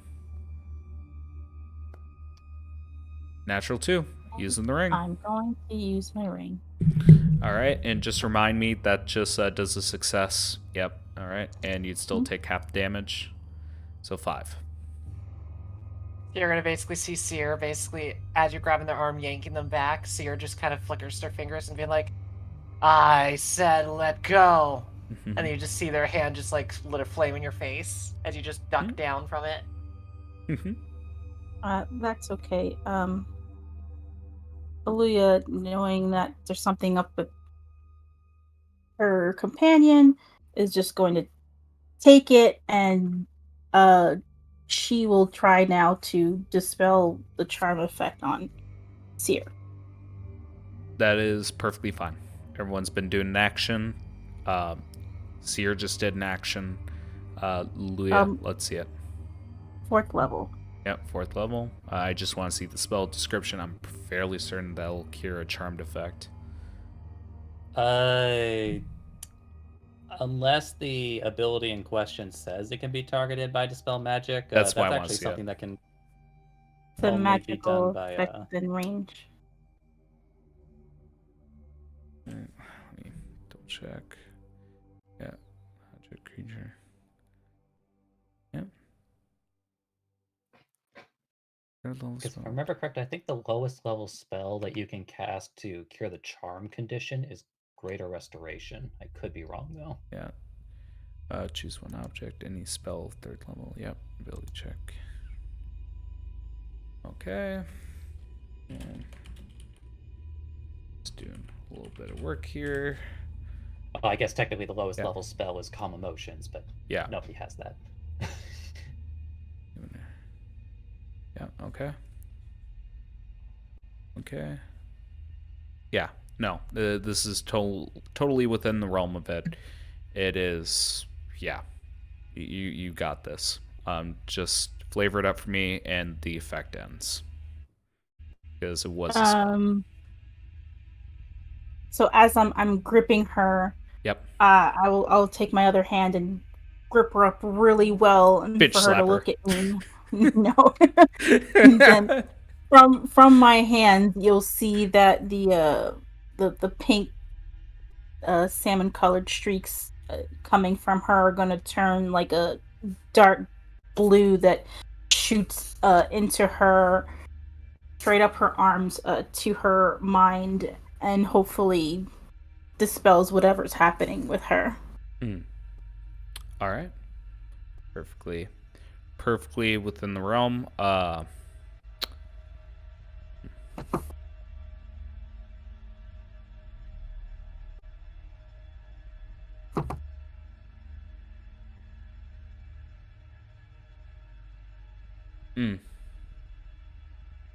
Hang on.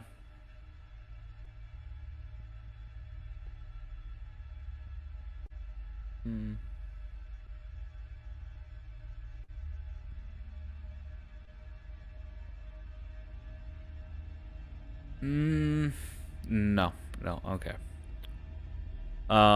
Yes, that totally happens. Charm condition is over. Seer, what's your reaction?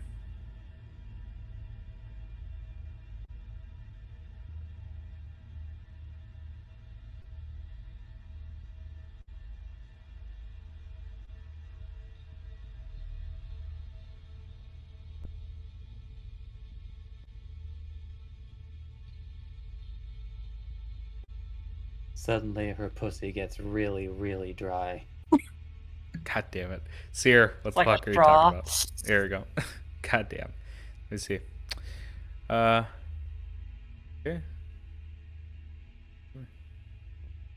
But no, I All just right. love that idea. It's like suddenly Seer just goes limp on the floor from that. Yeah. All right. And Eddie, narrate the kill. Yeah, just like I'm assuming, like like she's still like desperately like trying to like find any amount of like a meager cover in this small cage that she's in, as like continues to like more blasts, and like as she's screaming, and like as like the final blow is being done, the like the smoky Eddie eyes like like glow bright as like like doing the final blow, and as like the rest of her is starting to fade away. It's like Eddie comments from his position. I mean, look, dude, I kept my promise. I'll let you out of the cage. And everyone gets 350 experience.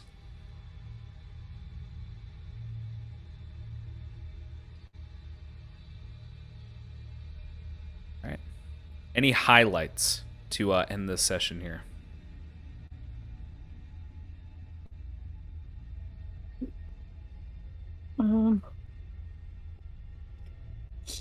You said Seer slumped to the floor? Mm-hmm. Correct. Just Oluja's gonna try and go to her and make sure she's, okay and breathing. And then call out for Eddie. Eddie! Mm-hmm. She's down! Just hear the Little dude probably has a headache. Although incidentally, as Eddie is allowing the smoke to clear since the the deed has been done, I don't know. Does there seem to be anything in particular in the room, or is it pretty bare? Fairly bare, besides a vanity set.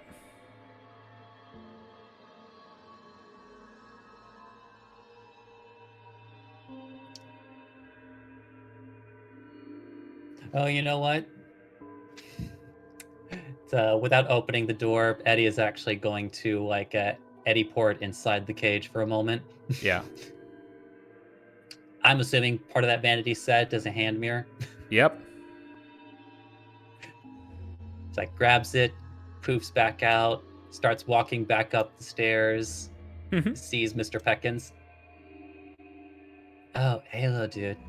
I think you'd want this.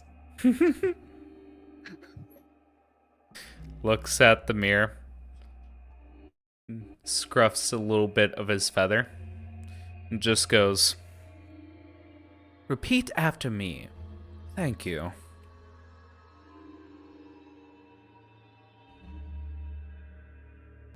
You always put your nose in weird places, finding the weirdest things.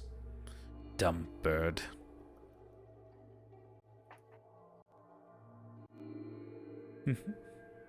Looks like he appreciates it.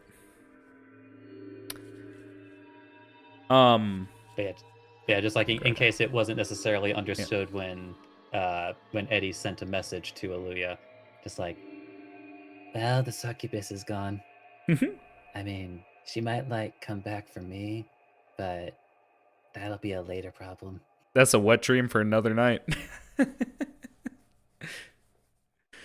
Oluja, make me an Arcana check. boy. So good at those too. Yep. I will guidance myself. Mm-hmm.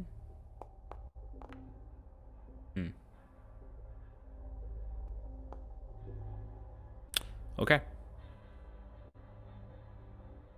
Any highlights for the end of the session? We have Eddie. What about Seer and Oluja? I want to hear one. or Final I guess thing one before we last end. thing for Eddie's Yep, thing. go right It's ahead. like he would just say, It's like the little dude should be fine now. Nobody hurts my friends while I'm around.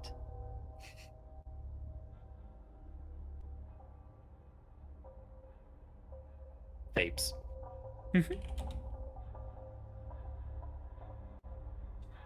I think for the end highlight for this one, since we're kind of having to see, I'm just reading a lot of my notes. Yep. Probably it would be kind of like this, where as Oluja's like, hold on, my brain turned off. Let me look at my notes one more time. Yep. You got this, Oluja. She's noticing that Seer is unconscious but breathing and that she's okay. She'll drag her back into this room and start cleaning herself off of all the burnt pieces on her and her clothing. And just doing some cleanup work with prestidigitation. Where the fuck did you go, Oluja? Okay, there you go. Yeah. Things got a little hot. Here, I'll make that simple. Yeah, but Nita, I do need a wisdom saving throw now.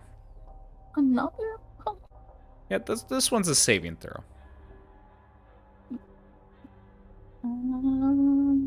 Doesn't mean she's good at it. Yeah. Actually, I don't know which level you started with. Maybe you actually do have proficiency. Okay. Am I allowed to guidance myself? It's a saving No, throw, not not a for saving. check. Yeah. Right. There we go. Give yourself Wow. the frightened condition and start. You don't want to be in this room because it smells like burning flesh, and you just smelt an entire classroom full of burning flesh minutes ago. It is disgusting. Yeah, I want to Get my finish. wings. Yeah, I want to finish on this note. Like, Aaliyah, describe what you're doing. Dragging Sear back. Okay. I'm just like getting a whiff of the air, and I'm like, oh no, that smell. It's kind of nauseating, and it's like her heartbeat starts to quicken, and she's like, I can't be in here. She just kind of plops Sear down wherever she lands, and she just bolts out. Okay. And I feel like that would be the end for our session here. Let me give you the frightened condition. There you go. Can I just say that I'm happy that I didn't have to make any attack rolls on anybody during this? Yep. And I say how happy it was to make everybody go like, "Oh fuck, this thing's wrong," by just being really awful at flirting. So cool. They're like swirling around them.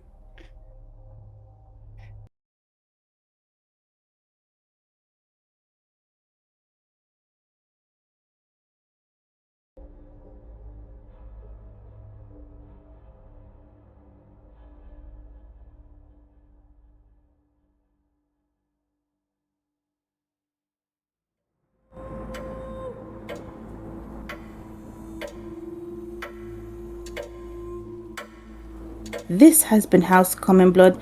The intro and outro music is Oh My Dog by Savik, and any other music and sound effects used in the episode are royalty free. Credits can be found in the episode description. Please review us on whatever podcast listening app you happen to be using, and if you like us, tell other people. Word of mouth is the best way for us to grow. Thank you for joining us. Iola Skychu.